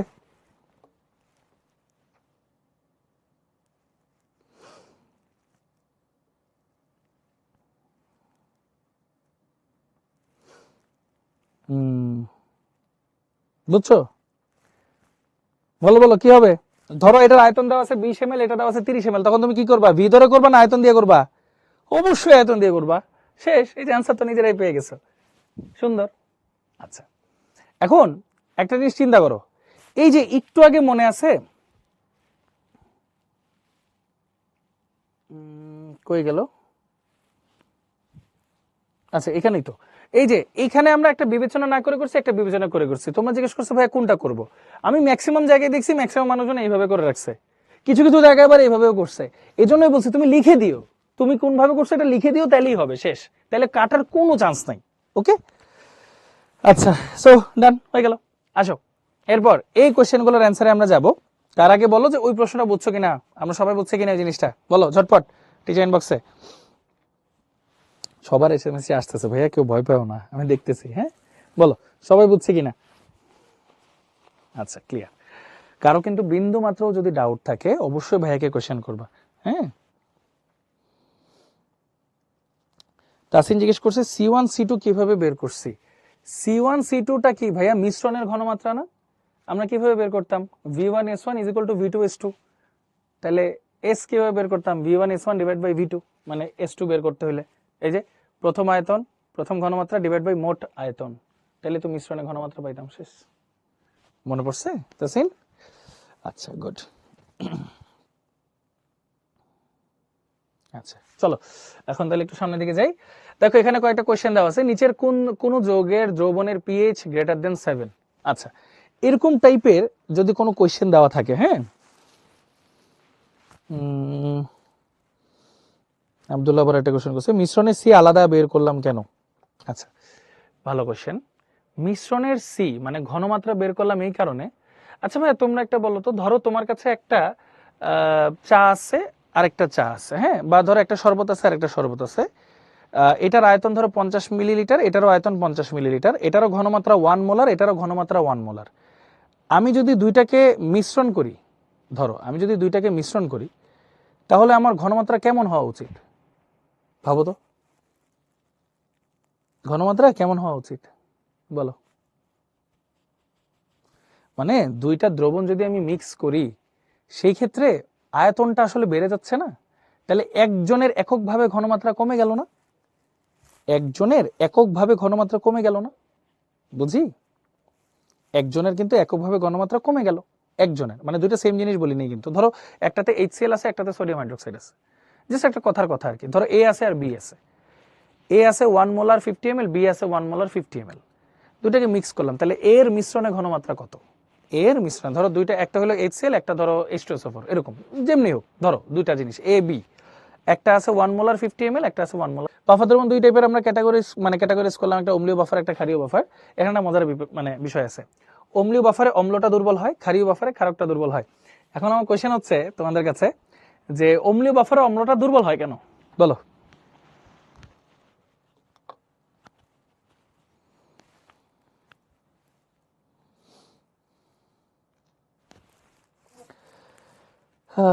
আচ্ছা, ইমরানের কোশ্চেনটা ভালো, সম্পূর্ণ হয় না তাহলে পূর্বে নম্বর না, ফুলটা তুমি মোল ডিরেক্টলি ইউজ করতে পারবে না, যেহেতু এটা ফুললি বিয়োজিত হচ্ছে না, বুঝছো না ইমরান? এই আচ্ছা, আচ্ছা কোনো সমস্যা নাই, অসুবিধা নেই, ফারিয়া ভাই আস্তে আস্তে সলভ হয়ে যাবে। বুঝতে পারছো তো, মানে পুরাটা ইউজ হইলে না তুমি ফুল মোলটা ইউজ করতে পারতা, পুরোটা যেহেতু ইউজ হচ্ছে না এই জন্য অন্যভাবে করতে হইতেছে ইমরান। হ্যাঁ আচ্ছা, বাফার তাই, আচ্ছা আচ্ছা, এই যে নাফিজুর অ্যান্সারটা ঠিকঠাক দিচ্ছ।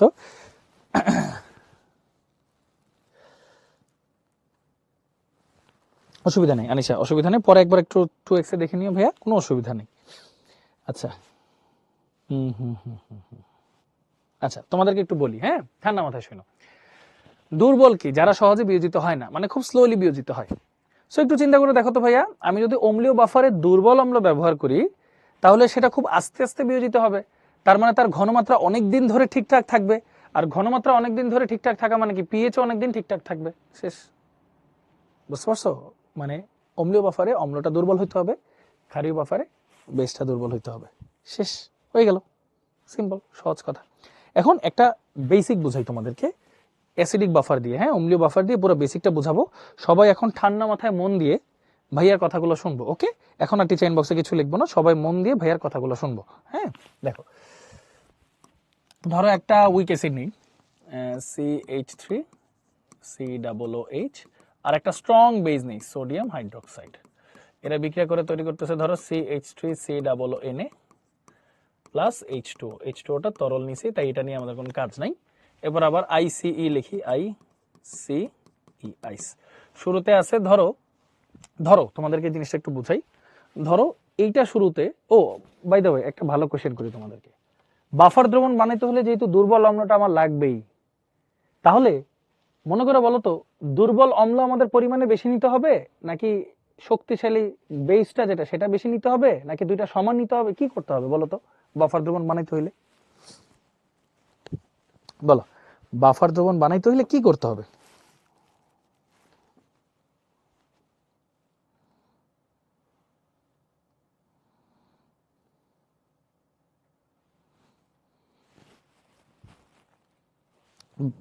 দুর্বলটা বেশি নিতে হবে। হ্যাঁ, অ্যাসিড বেজের কথা বলার দরকার নেই, দুর্বলটা বেশি নিতে হবে। এখানে যেহেতু অম্লীয় বাফারে কাজ করতেছি, এটা হচ্ছে উইক অ্যাসিড, এটা হচ্ছে স্ট্রং বেজ। মনে রাখবা ভাইয়া সবসময় নিয়মটা হচ্ছে এন অফ উইক অ্যাসিডটা মাস্ট বি স্ট্রং বেজের চেয়ে বেশি হইতে হবে। তার মানে আমরা কি বলতে পারি, স্ট্রং বেজ যেটা সেটা হচ্ছে লিমিটিং বিক্রিয়ক। লিমিটিং বিক্রিয়কের কথা মনে আছে তো, যেটা শেষ হয়ে যায়, লিমিটিং বিক্রিয়ক। যাক, আলহামদুলিল্লাহ। সমান নিলে তো শেষ হয়ে গেল রে বাবা, তাহলে আর বাফার কেমন থাকবে? সমান নেওয়া যাবে না, দুর্বলটা বেশি নিতে হবে, শক্তিশালীটা কম নিতে হবে। হ্যাঁ, শক্তিশালীটাকে লিমিটিং বিক্রিয়ক বানাই দিব। এখন ধরো এটা আমরা নিছি এ মোল, এটা নিছি বি মোল, এটা হয়েছে 0, এটা নিয়ে কাজ নাই। চেঞ্জ, এখানে চেঞ্জ হবে ধরো -x। হ্যাঁ, আচ্ছা বাই দ্য ওয়ে চেঞ্জটা কি হবে এটা একটু তোমাদেরকে বলি। চেঞ্জের ব্যাপারটা হচ্ছে যেহেতু এটার পরিমাণে কম, লিমিটিং বিক্রিয়ক, এটা যেহেতু লিমিটিং বিক্রিয়ক, তাহলে এটা পুরোপুরি শেষ হয়ে যাবে, এটা পুরোপুরি শেষ হয়ে যাবে, এখান থেকে এই পরিমাণে শেষ হয়ে যাবে, আর এখানে এই পরিমাণে যুক্ত হবে, যেন শক্তিশালীটা 0 হয়ে যায়, এটা অবশিষ্ট থাকে আর এটাও অবশিষ্ট থাকে। মানে একটু খেয়াল করে দেখো, এন সল্ট মানে লবণের যে মোল সংখ্যাটা সেটা হচ্ছে স্ট্রং বেজের মোল সংখ্যার সমান হয়। সল্টটা সবসময় যেটা লিমিটিং বিক্রিয়ক তার সমান হয়। আর এন অ্যাসিড যেটা আমরা লিখবো, এটা মানে হচ্ছে অবশিষ্ট। এন অ্যাসিড মানে হচ্ছে অবশিষ্ট মোল সংখ্যা, সেটা কি A - B।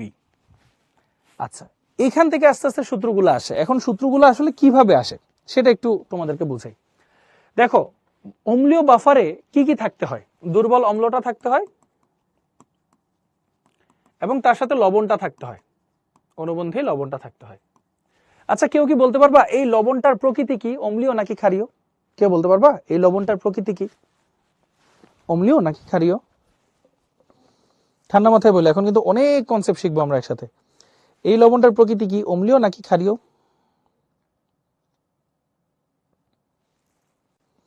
বাহ, অসাধারণ। এই তোমরা কিন্তু পারলাম, মাশাআল্লাহ। দেখছো তোমাদের যে অনেক ইমপ্রুভমেন্ট হচ্ছে। দেখো, বেসিক হবে কিভাবে, ওই যে একটা উইক অ্যাসিড আর স্ট্রং বেস থেকে যেহেতু এটা আসছে, তার মানে এটা ক্যারেক্টারিস্টিক্স কার মতো হবে, যেটা স্ট্রং সেটার মতো, তার মানে এটা একটু বেসিক হবে। গুড, ভেরি গুড, অসাধারণ। আচ্ছা দেখো, অ্যাসিডটা তো খুবই অল্প পরিমাণে বিয়োজিত হবে। ধরো এখানে H+ তৈরি হইলো আর এখানে CH3 COO-। ঠিক আছে, আর লবণটা পুরোপুরি বিয়োজিত হয়ে যাবে, কারণ লবণ তো পুরোপুরি ভেঙে যাবে। এখানে সোডিয়াম প্লাস আর CH3 COO- তৈরি হবে। এখন এখানে দ্রবণে এখনো কে রয়ে গেছে বিয়োজিত হওয়ার জন্য, অ্যাসিডটা। তাহলে এই জন্য দ্রবণের আমরা Ka বের করব। Ka ইজ ইকুয়াল টু ওই যে অ্যাসিড বিয়োজন ধ্রুবক, উৎপাদের ঘনমাত্রা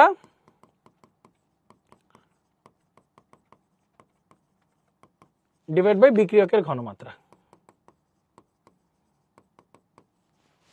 হলো? আচ্ছা, এখানে আরেকটা জিনিস লেখার আছে, দেখো এই যে H+টা এই পাশে রাখলা, এই যে এটা আসলে কার ঘনমাত্রা জানো? এটা আসলে লবণের ঘনমাত্রা, আর এটা আসলে অ্যাসিডের ঘনমাত্রা।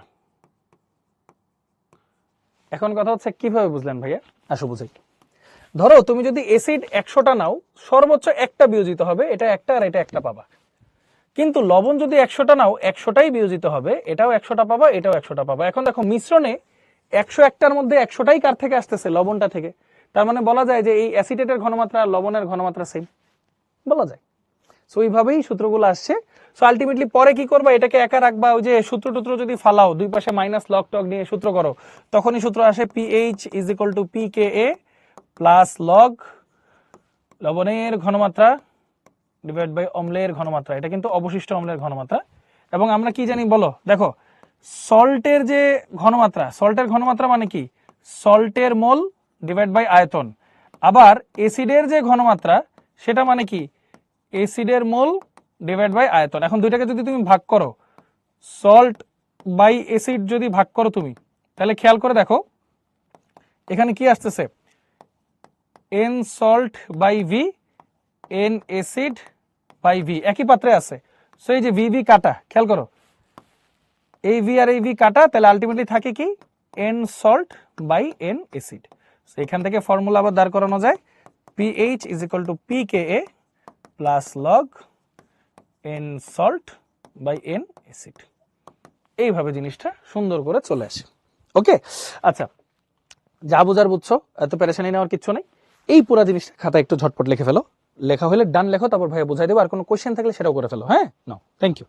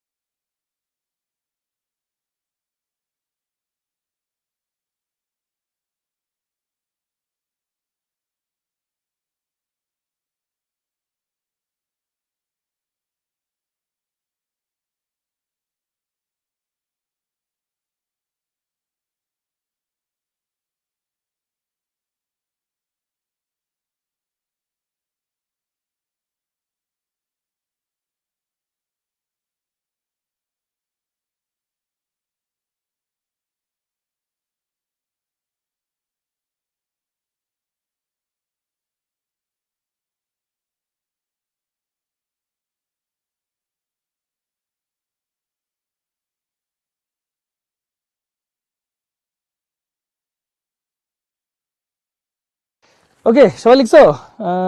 100 দিয়ে কি বুঝাইলেন? 100 দিয়ে কই বুঝাইছি না ফিজ, দেখি তো 100 কোথায়। ও আচ্ছা, এই 100।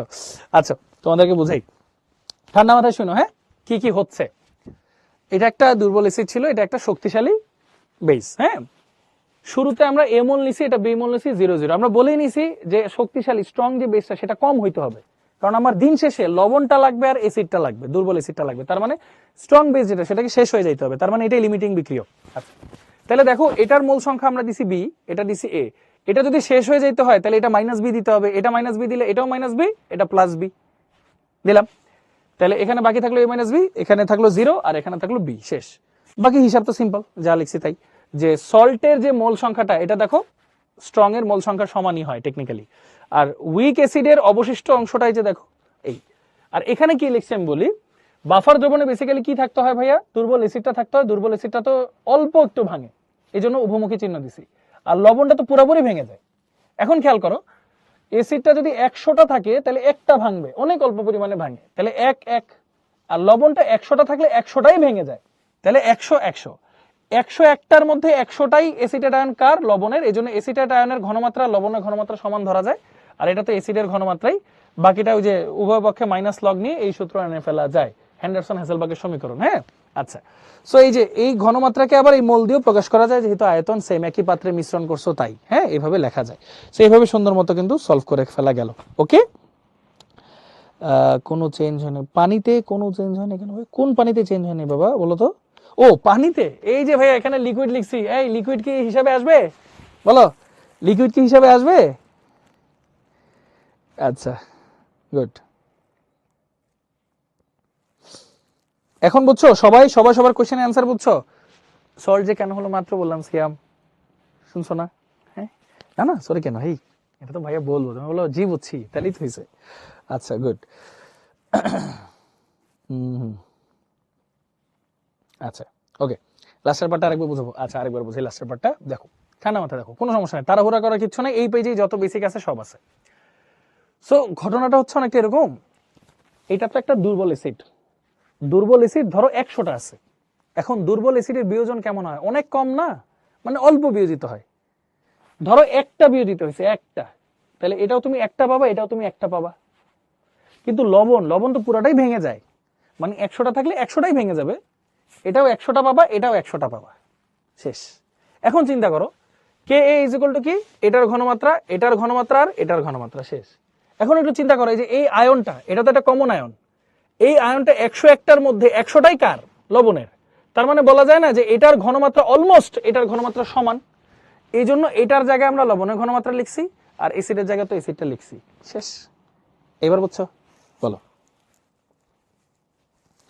আচ্ছা, minus B plus B, good, very good. Minus B plus B ধরো বুঝো নাই, বাদ দিলাম, মাইনাস বি প্লাস বি বোঝা লাগবে না, অন্যভাবে বুঝাই। দেখো সূত্র কি জানি, change minus x plus x, এটা তো আমরা সবাই বুঝি।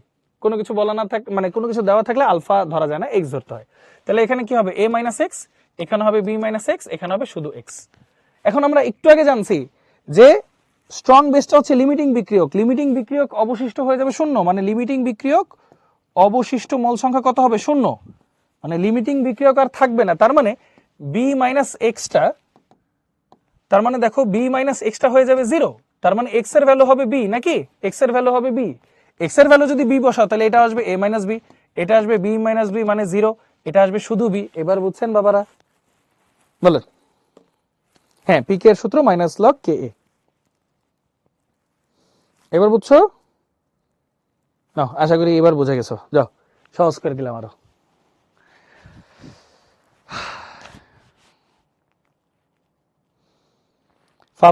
ফাবিহা জিজ্ঞেস করছে ভি যদি সেম না হয়। আচ্ছা, চমৎকার কোশ্চেন, ভি যদি সেম না হয়। তুমি একটু ভাবো, বাফার দ্রবণ এটা তো একটা পাত্রেই থাকে রে বাবা, একটা পাত্রেই যদি থাকে তাদের আয়তন টেকনিক্যালি সেম হওয়া উচিত না? বুঝছো? এই হলো অ্যান্সার। আচ্ছা, ওকে,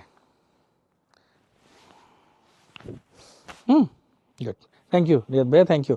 বলো এবার সবাই ক্লিয়ার কিনা? ছোট্ট করে একটা সি লিখে দাও। যারা যারা এখন একটু কনফিউশন আসছো একটু ভিডিওটা টেনে দেখে ফেলো। হ্যাঁ ভাইয়া 3-4 বার করে বুঝাই দিছি, কোনো অসুবিধা নেই আশা করি। আচ্ছা, ইটা কি, ইকুইলিব্রিয়াম। ইকুইলিব্রিয়াম কে বোঝে নাই? সাইমা, এই ভুলে গেছো বাবা, এটা থেকে এটা বিয়োগ করতে মানে যোগ করা দিবা, মানে অবশিষ্ট। এখন আমরা কি বলছি যে বাফার দ্রবণে শক্তিশালীটা থাকা যাবে না, মানে এটা জিরো হইতে হবে। এই যে লিমিটিং বিক্রিয়ক তো শেষ হয়ে যায়, জিরো হইতে হয়। তার মানে বি মাইনাস এক্স মানে জিরো, তার মানে X equal to B. X এর জায়গায় বি বসায় দাও, এক্স এর জায়গায় বি বসাও, এক্স এর জায়গায় বি বসাও, শেষ ঘটনা। ওকে, সাইমা বুঝছো? আচ্ছা, প্রবীর কি জিজ্ঞেস করছো? নোহা আমার মেসেজ রিপ্লাই দিচ্ছে না, কারণ নোহা তোমার মেসেজ পড়তেছি এবং বারবার রিপিট করতেছি। আমি বারবার দেখছি যে তুমি অনেকবার না লেখছো, আমি কিন্তু দেখো তুমি যতবার না লেখছো আমি ততবার কিন্তু রিপিট করছি, মেসেজ কিন্তু পড়তেছি। ভাইয়া প্রবীর কি লিখছে, আপনি এত কাম কিভাবে থাকেন? আরে তোমরা আমার ছোট বাচ্চা কাচ্চা, তোমাদের সাথে কিসের রাগ? তোমাদেরকে ভালোবাসি দেখে রাগ কেন আসবে? হ্যাঁ, আচ্ছা। নাভিয়া বলছো B minus X equal to zero কিভাবে? নাভিয়া এটা পড়ছো বাবা, কি লিখছি দেখো তো। লিমিটিং বিক্রিয়ক মানে কি? যেটা শেষ হয়ে যায়, সাম্যাবস্থায় যেটা শেষ হয়ে যাবে, নাকি মানে সাম্যাবস্থার কথা বাদ দাও, মানে যেটা শেষ হয়ে যাবে, যেটা স্ট্রং বেস এটা শেষ হয়ে যাবে। তার মানে এই যে এই পর্যায়ে এসে স্ট্রং বেসটা শেষ হয়ে যাবে, তাহলে স্ট্রং বেসের পরিমাণ এখানে কত দেওয়া? বি মাইনাস এক্স, তাহলে এটা তো জিরো হইতে হবে কারণ শেষ হয়ে যাবে। এই জন্য B minus X equal to zero, মানে X equal to B. Clear? ছোট্ট একটা সি লিখে দাও।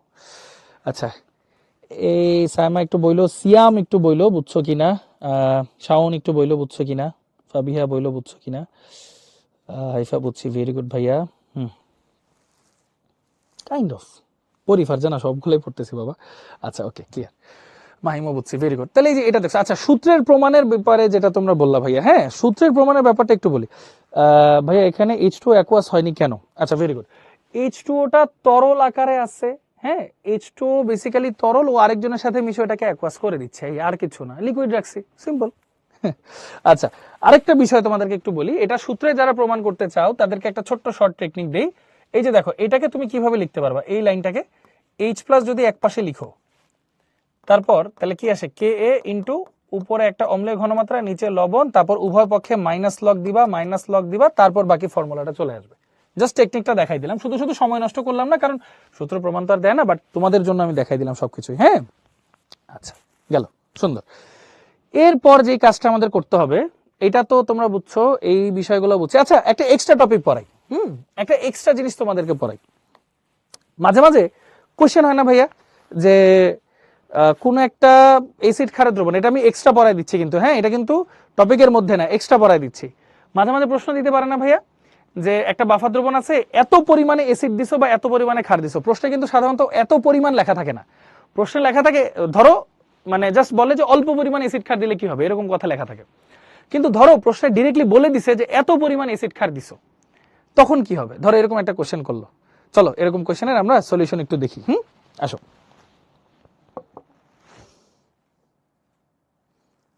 H2 সাধারণত তরল অবস্থায় থাকে তো বাবা, এই জন্য আমি তরল নিছি, যেন হিসাবে আরো সুবিধা হয়, বুঝতে পারছো?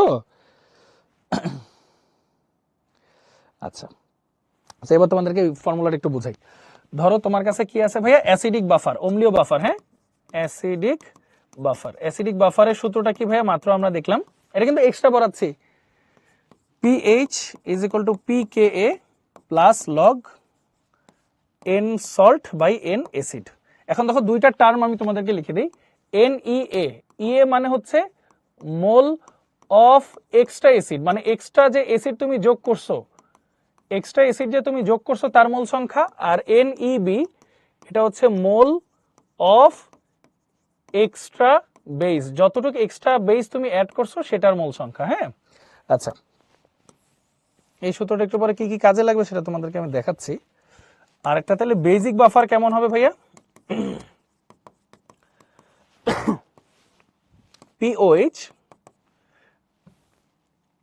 POH is equal to PKB plus log n salt by n base। হ্যাঁ, আচ্ছা এখন তোমাদেরকে একটু মনে করো, দেখি তোমাদের মনে আছে কিনা। এই জিনিসটা যদি একবার মনে থাকে সব ইজি হয়ে যাবে ইনশাল্লাহ। ভাইয়া অম্লীয় বাফারে, সবাই একটু মন দিয়ে শুনো, অম্লীয় বাফারে অ্যাসিডটা যদি n, মানে এটা তো অ্যাসিড তাই না, অম্লীয় বাফারে মনে আছে ভাইয়া লবণটার প্রকৃতি কেমন ছিল, একটু আগে পড়ছিলাম। অম্লীয় বাফারে লবণটার প্রকৃতি কেমন ছিল বলো? সিফাত ভিডিওটা একটু টেনে নিয়ে দেখো ভাই, আমরা নেক্সট পেজে চলে আসছি তো, ভিডিওটা একটু টেনে নিয়ে দেখো। বলো অম্লীয় বাফারে লবণের, ইনশাল্লাহ আইসা আরো ভালো হইতে পারবে। অম্লীয় বাফারে লবণের প্রকৃতিটা কেমন ছিল? বেসিক ছিল না ভাইয়া, মনে পড়ে?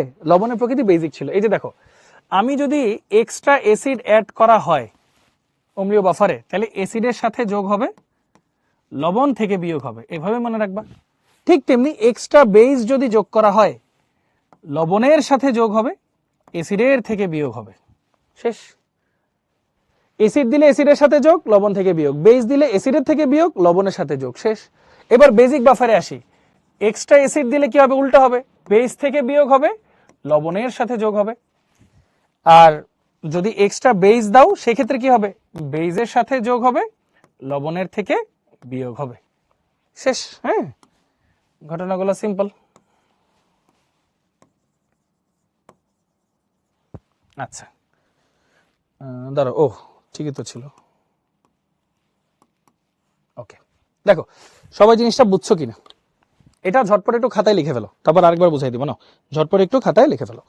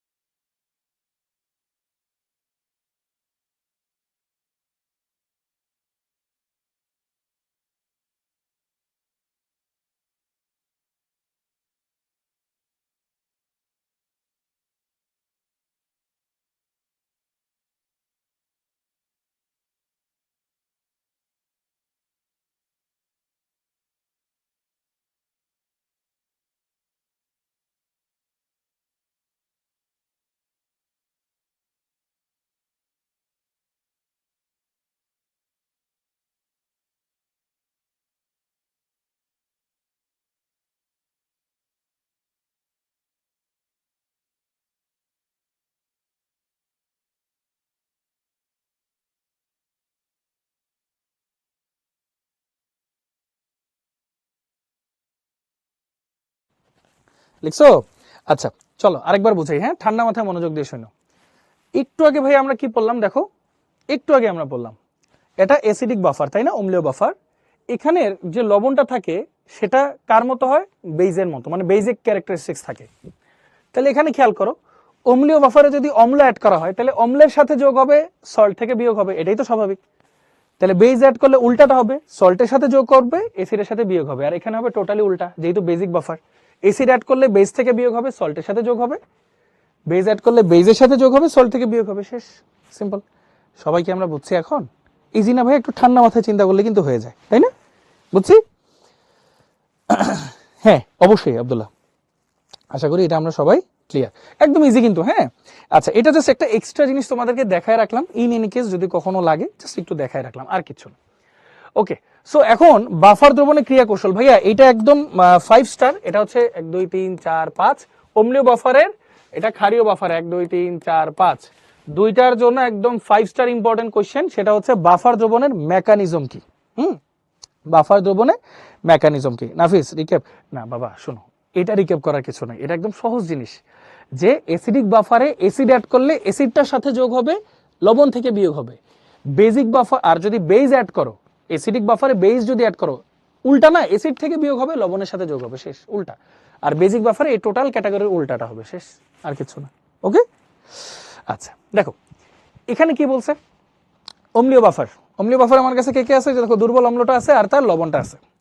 আমরা যদি বাইরে থেকে সামান্য পরিমাণ OH দেই, বেস অ্যাড করি, তাহলে কি হবে, এইচ এর সাথে বিক্রিয়া করে পানি তৈরি করবে। এখন তোমরা বলতে পারো ভাইয়া এই OH তো সোডিয়ামের সাথেও বিক্রিয়া করতে পারতো। এখন ওই যে যৌগ গঠন করা হয় কোনটা, যেটা স্থিতিশীল, পানি বেশি স্থিতিশীল নাকি সোডিয়াম হাইড্রোক্সাইড? অবশ্যই পানি। এই জন্যই OH-টা এইচ এর সাথে বিক্রিয়া করে পানি তৈরি করবে। আর পানি তো পিএইচ বেশি একটা বাড়াবেও না কমাবেও না, নিউট্রাল রাখবে। সো আলটিমেটলি পিএইচ এর তেমন পরিবর্তন হইলো না, অবশ্যই সামান্য পরিমাণ। ঠিক তেমনি এই দ্রবণে যদি সামান্য পরিমাণ অ্যাসিড দাও, H+ দাও, ওই যে মনে আছে একটু আগে পড়ছিলাম, এই দুইটার মধ্যে কোন আয়নটা বেশি, এইটা লবণেরটা। এই H+টা লবণেরটার সাথে বিক্রিয়া করে দুর্বল অ্যাসিড তৈরি করে। আর দুর্বল অ্যাসিড তো পিএইচ এর তেমন একটা পরিবর্তন করে না, কারণ এটা সহজে বিয়োজিত হয় না, তাই শেষ, সিম্পল হিসাব। এটা হলো একটা বাফার দ্রবণ। আচ্ছা, এই যে এগুলোর মধ্যেই আকিল সিমিলার কেস এটার ক্ষেত্রেও এই যে দেখো এটা হচ্ছে দুর্বল ক্ষার মানে উইক বেস, দুর্বল ক্ষারক আর হচ্ছে অ্যামোনিয়াম ক্লোরাইড, এটার একটা লবণ। তাহলে দেখো সিম্পল, এইচ দিলে OH এর সাথে পানি তৈরি করবে, আবার OH এই অ্যামোনিয়ামের সাথে বিক্রিয়া করে অ্যামোনিয়াম হাইড্রোক্সাইড একটা উইক বেস তৈরি করবে। সো যেটা সহজে বিয়োজিত হবে না, সো পিএইচ এর তেমন কোনো পরিবর্তন হবে না। এই হচ্ছে ঘটনা। বলো বাফার মেকানিজম ইজি না ভাইয়া? একদম সহজ, ঠিক আছে। এইচ আর OH এর ঘটনা, নাথিং মোর দেন দ্যাট। ওকে,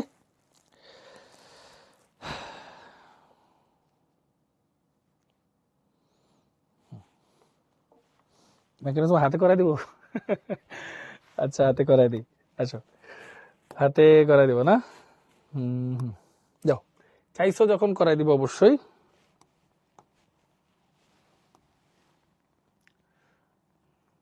ধরো এটা এটা পাশাপাশি লিখে দেখো, CH3COOH, এটা ভাঙলে আমরা কি পাচ্ছি? H প্লাস আর CH3COO মাইনাস, আরেকটা CH3COON, এটার একটা লবণ তাই না? এটা পুরোপুরি ভেঙে যেয়ে তৈরি করবে হচ্ছে Na প্লাস আর CH3COO মাইনাস। তাহলে দেখো বাইরে থেকে যদি সামান্য পরিমাণ H প্লাস অ্যাসিড যোগ করো, হ্যাঁ H প্লাস, সে কি করবে? এই দুইটা মাইনাসের মধ্যে বেশি কোথায় থাকে? যে লবণের মাইনাসটা, এই যে এটার সাথে বিক্রিয়া করে তৈরি করবে হচ্ছে CH3COOH, যেটা একটা দুর্বল অ্যাসিড, যেটা সহজে বিয়োজিত হবে না, সো পিএইচ এ তেমন কোনো পরিবর্তন হবে না। বাইরে থেকে যদি বেজ অ্যাড করা হয়, এটা এই যে H প্লাসের সাথে বিক্রিয়া করে তৈরি করবে হচ্ছে H2O, তৈরি করবে হচ্ছে H2O, যেটা নিউট্রাল, সো পিএইচ এ তেমন কোনো পরিবর্তন হবে না। শেষ মেকানিজম, সিমিলার মেকানিজম কিন্তু বেজের জন্য। ক্লিয়ার? বুঝতে পারছি? হ্যাঁ, এক্সামে একদম স্লাইডের উপর লিখতে হবে ভাইয়া। এক্সামে একদম স্লাইডের উপর লিখতে হবে, মানে স্লাইডে যেভাবে আছে সেইভাবেই দিবা, একদম সহজ, আর কিচ্ছু না। আচ্ছা, এই হ্যান্ডারসন হ্যাসেলবাগ সমীকরণ অলরেডি ভাই তোমাদেরকে দেখাই ফেলছি, সো এটা নিয়ে কোনো টেনশনের কারণ নাই। মানে এইচ এর জন্য এটা, পিএইচ এর জন্য এটা, সেগুলো আমরা দেখছি।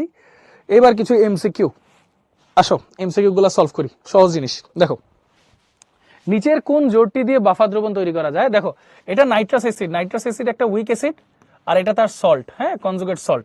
তো এটা বেসিক্যালি একটা বাফা দ্রবণ হবে, কারণ একটা উইক অ্যাসিড হইতে হবে আর একটা সল্ট থাকতে হবে, শেষ। এখন কোশ্চেন করতে পারো ভাই বাকিগুলা কি? দেখো এটা একটা স্ট্রং অ্যাসিড আর তার লবণ, দরকার নাই। এটা একটা স্ট্রং বেস, এটাও কিন্তু বেসিক, তাহলে দরকার নাই। তারপর দেখো এখানে কি হয়েছে, এখানে HNO3 স্ট্রং অ্যাসিড আছে, আর কোনো হিসাব করার দরকার নেই, একটা উইক অ্যাসিড আর তার লবণ থাকতে হবে, শেষ, সিম্পল হিসাব।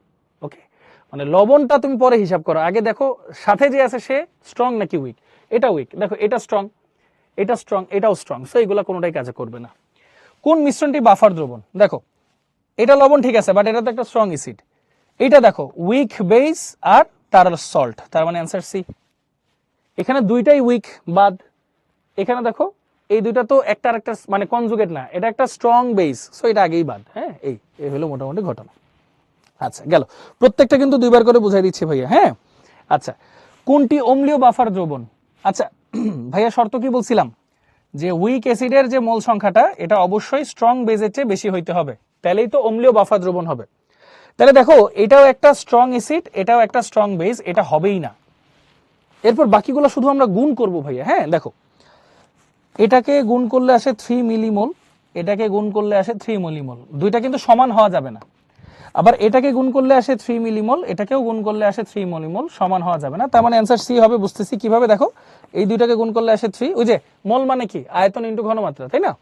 আবার এই দুইটাকে গুণ করলে আসে 2, তার মানে উইক অ্যাসিডের মোল সংখ্যা স্ট্রং বেজের চেয়ে বেশি, তার মানে অবশ্যই অ্যান্সার কি আসবে? সি। তাহলে অ্যান্সারগুলো কি আসে? দেখো এ সি সি, অ্যান্সার কি আসে? A C C.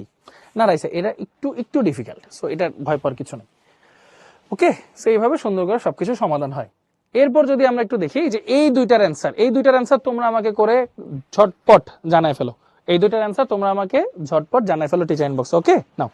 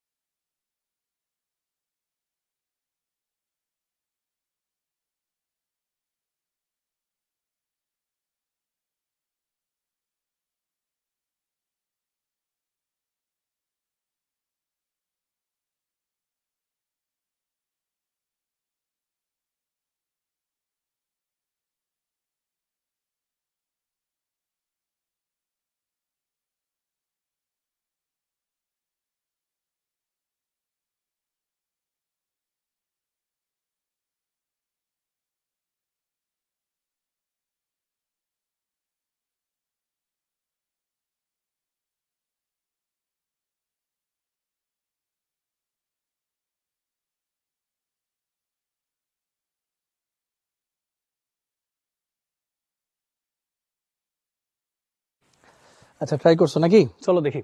বাফার দ্রবণ হলো, খেয়াল করো, এটা একটা উইক অ্যাসিড, এটা একটা স্ট্রং বেস, ঠিক আছে। এই দুইটা গুণ করলে আসে 1.5, এই দুইটা গুণ করলে আসে 1, হ্যাঁ ঠিক আছে, এটা হবে উইক স্ট্রং, হ্যাঁ ঠিক আছে। সো আলটিমেটলি দেখো এই দুইটা গুণ করলে আসে 3, এই দুইটা গুণ করলে আসে 3, সমান হওয়া যাবে না। এই দুইটা গুণ করলে আসে 2.5, এই দুইটা গুণ করলে আসে 2, তাহলে এটাও হবে উইক স্ট্রং, যেহেতু আছে উইকটা বেশি হইতে হবে। সো আলটিমেটলি 1 and 3 হবে অ্যান্সার, মানে সি। এরপর এটা দেখো, মানব রক্তে কোন বাফার দ্রবণ থাকে? মানব রক্তে কিন্তু বাইকার্বনেট কার্বনিক অ্যাসিড, এই যে বাইকার্বনেট কার্বনিক অ্যাসিড বাফার দ্রবণ থাকে, অ্যান্সার হবে কিন্তু D. Bicarbonate carbonic acid buffer দ্রবণ থাকে, তার মানে সিডি হবে অ্যান্সার। ভেরি গুড, মাশাআল্লাহ, গুড। চলো আগে, দেহের রক্তের পিএইচ অপরিবর্তিত রাখার জন্য যে বাফার সিস্টেম কাজ করে, একটা তো কার্বনেট না, বাইকার্বনেট কাজ করে আর ফসফেটের কাজ করে, তাহলে 2 and 3 হবে অ্যান্সার। মানুষের রক্তের পিএইচ এর মান কত? 7.4। এগুলা তো কারোই ভুল করার কথা না, তাই না? এগুলো আমরা সবাই পারি।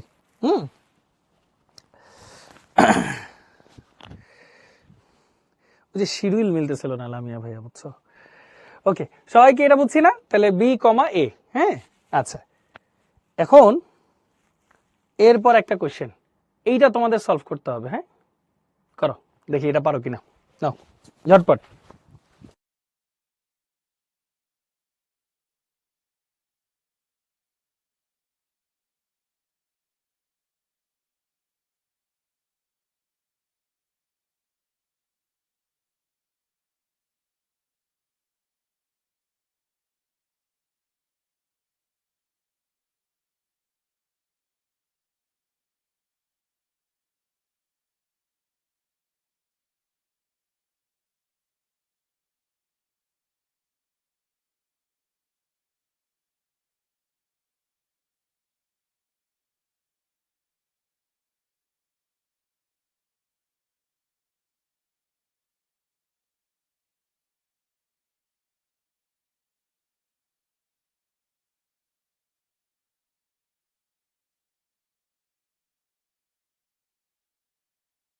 মনোযোগ দিয়ে শোনো, ওখানে একটা দুর্বল অ্যাসিড আছে আর একটা তীব্র ক্ষার আছে।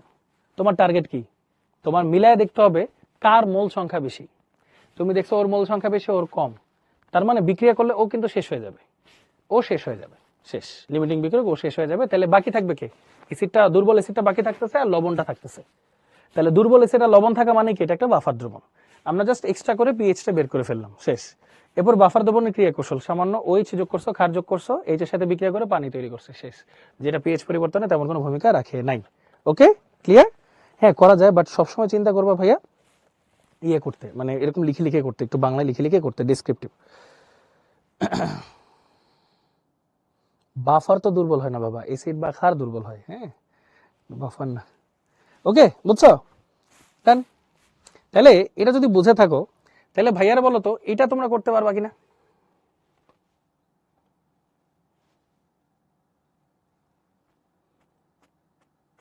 এটা আসলে 1 ও 2 নং দ্রবণ হবে না, 1 ও 3 নং দ্রবণ, ও সরি না, ঠিক আছে, 1 ও 2 নং দ্রবণের মিশ্রণে পিএইচ, পারবা না এটা? বলো কি মনে হয়? উইক অ্যাসিড, স্ট্রং বেস, কিভাবে বুঝলাম উইক অ্যাসিড? এখানে অ্যাসিড আছেই একটা, আবার এটা জৈব অ্যাসিড, পিকে দেওয়া আছে মানে অ্যাসিডেরটাই আছে, সোডিয়াম হাইড্রোক্সাইড একটা স্ট্রং বেস, সেটাও আমরা জানি। সে এরকম আর কি, হ্যাঁ এইচডব্লিউ করা লাগবে না, এটা পারবা, হ্যাঁ এটা পারবা। জাস্ট কোশ্চেনের টাইপ দেখাচ্ছি তোমাদেরকে, আর কিচ্ছু না। এনএস আর এন এটা কত নিছি মুন্না জিজ্ঞেস করছো? এনএস তো সল্ট ভাইয়া, এনএস টা হবে হচ্ছে 8, এনএস এর ভ্যালু হচ্ছে 8 মিলিমোল, আর এসিডটা হচ্ছে যতটুকু অবশিষ্ট 4 মিলিমোল, এই যে 4, এটা হচ্ছে Na, আর এটা হচ্ছে 8 এনএস সল্ট, হ্যাঁ বুঝছো? আচ্ছা, আগের মতোই তাই না? মনে আশা করি ক্লিয়ার, এটাও আশা করি ক্লিয়ার। এই ম্যাটটা দেখো তো পারবা কিনা, পড়ো তো। ডিওই মিশ্রণ দুটির মধ্যে কোনটি বাফার দ্রবণ হবে গাণিতিকভাবে বিশ্লেষণ করো। ডিটা কি? এক্স আর ওয়াই পাত্র, আর ইটা কি? ওয়াই আর জেড পাত্র। এই দুইটার মধ্যে তোমার দেখতে হবে কে বেশি, এরপর এই দুইটার মধ্যে দেখতে হবে কে বেশি, যেখানে দুর্বলটা বেশি সেটাই জিতবে। দেখো কে এ দেওয়া আছে মানে দুর্বল, কে এ দেওয়া আছে মানে দুর্বল, এখানে তো তীব্র বলাই আছে, শেষ। এখন বলো বাফার দ্রবণ আগের চেয়ে একটু বেশি ক্লিয়ার হয়েছে না ইনশাল্লাহ? সবাই সবাই ঝটপট।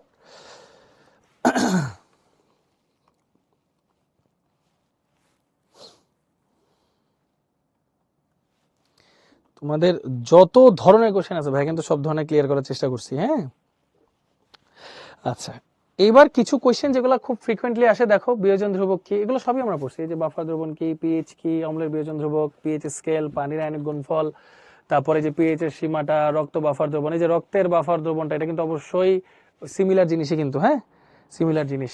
তারপর হচ্ছে এই তোমার কি বলে পানির আয়নিক গুণফল থেকে পিএইচ স্কেল, এইচ এফেক্টে দুর্বল অ্যাসিড যে পড়াইছিলাম হাইড্রোএসিড গুলা, এইচ আই সবচেয়ে বেশি, এইচ এফ সবচেয়ে কম। হ্যাঁ, তারপরে যে এগুলার মধ্যে 7 নিউট্রাল কেন, কারণ প্রসম জলীয় দ্রবণ মানে কি এইচ আর ও এইচ সমান, তাহলে অবশ্যই পিএইচ 7 হবে, গত ক্লাসে পড়াইছিলাম।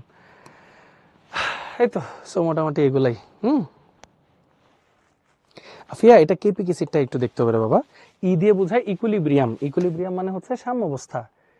হ্যাঁ, সাম্যাবস্থা মানে ধরো এটা শুরুতে ছিল, ধরো শুরুতে আমার কাছে ছিল 12 টাকা, আমার কাছে খরচ হয়েছে ধরো 8 টাকা, তাহলে এখন আমার কাছে কত আছে 12 - 8। এই যে এটা মানে এখন, ই দিয়ে বুঝো এখন, ইকুইলিব্রিয়াম বা সাম্যাবস্থা বোঝায়। তাহলে আমার কাছে কত আছে 4 টাকা, বুঝছো? অ্যাকচুয়ালি দুইটা বাফার দ্রবণ হবে না, মানে এখানে অ্যাকচুয়ালি দুইটা বাফার দ্রবণ হবে না। কইরা দেখো কি হয়। হ্যাঁ, ট্রাই করো। হ্যাঁ, ইনশাল্লাহ ইনশাল্লাহ অবশ্যই হবে ভাইয়া। না আরো জিনিস আছে তো। হ্যাঁ রিয়াদ, আচ্ছা ইনশাল্লাহ। না আরেকটু আছে, আরেকটু আছে। আচ্ছা মিম অ্যান্সারটা দিতে পারছো, ভেরি গুড। আচ্ছা ভেরি গুড, সবাই ক্লিয়ার, দারুন। তাহলে তো এই যে এগুলো মোটামুটি আমরা সলভ করতে পারবো সবাই, তাহলে একটু ট্রাই করবো, এবং অনেক অনেক টাইপের যত টাইপের আছে সবগুলো কিন্তু আমরা সলভ করছি ইনশাল্লাহ, ঠিক আছে? কে এ শিহাব, হ্যাঁ আচ্ছা, হ্যাঁ নোহাও ধরে ফেলছো, ভেরি গুড। হ্যাঁ নাফিস, এসবি 19-এর কোশ্চেনটা আরেকবার বলবো। দেখো এখানে বলছে ডি না ই কোনটা বাফার দ্রবণ হবে। ডি মানে কি? ডি মানে হচ্ছে এক্স আর ওয়াই এর মিশ্রণ, ই মানে হচ্ছে ওয়াই আর জেড এর মিশ্রণ। তুমি এই যে এই দুইটা কম্পেয়ার করে দেখবে এটা বাফার হয় কিনা। এই যে একটু আগে তো ভাই শিখেছি বাফার হয় কিনা কিভাবে কম্পেয়ার করে, দুর্বলটা সবলের চেয়ে বেশি আছে কিনা, ঠিক তেমনি এরপর এই দুইটা কম্পেয়ার করবা, মানে এখানে দুইটা ম্যাথ একটা না, বুঝছো? এক্স্যাক্টলি ধরা যায় ফারজানা, ধরা যায়, মানে বোর্ডে সবসময় একটু লিখে লিখে করবা, আস্তে আস্তে করবা, তাইলেই বেটার, বুঝতে পারছো? এই জন্য মানে অনেক সময় অনেক শিক্ষকরা কেটে দেন, এই জন্য ভাইয়া একদম ধরে ধরে সবগুলো করাই। ওকে, যাই হোক অনেক কিছু আমরা পড়ছি। হ্যাঁ আচ্ছা ফারিয়া অ্যান্সারও দিয়ে দিছো, ভেরি গুড। সো মোটামুটি আমাদের ক্লিয়ার, আশা করি আর ডিস্টার্ব করার কিছু নাই তোমাদেরকে। সো এই তো ভাইয়া আজকের ক্লাস আমাদের এতটুকুই। সো অসংখ্য ধন্যবাদ, থ্যাংক ইউ সো মাচ সবাইকে কষ্ট করে ধৈর্য ধরে ক্লাসটা করার জন্য। হোপফুলি তোমরা ক্লিয়ারলি সবকিছু বুঝতে পারছো ভাইয়ারা। সবাই তাহলে ভালো থাকো, সুস্থ থাকো, ইনশাল্লাহ বেঁচে থাকলে সামনে দেখা হবে, কথা হবে। টিল দেন আল্লাহ হাফেজ, আসসালামু আলাইকুম সবাইকে।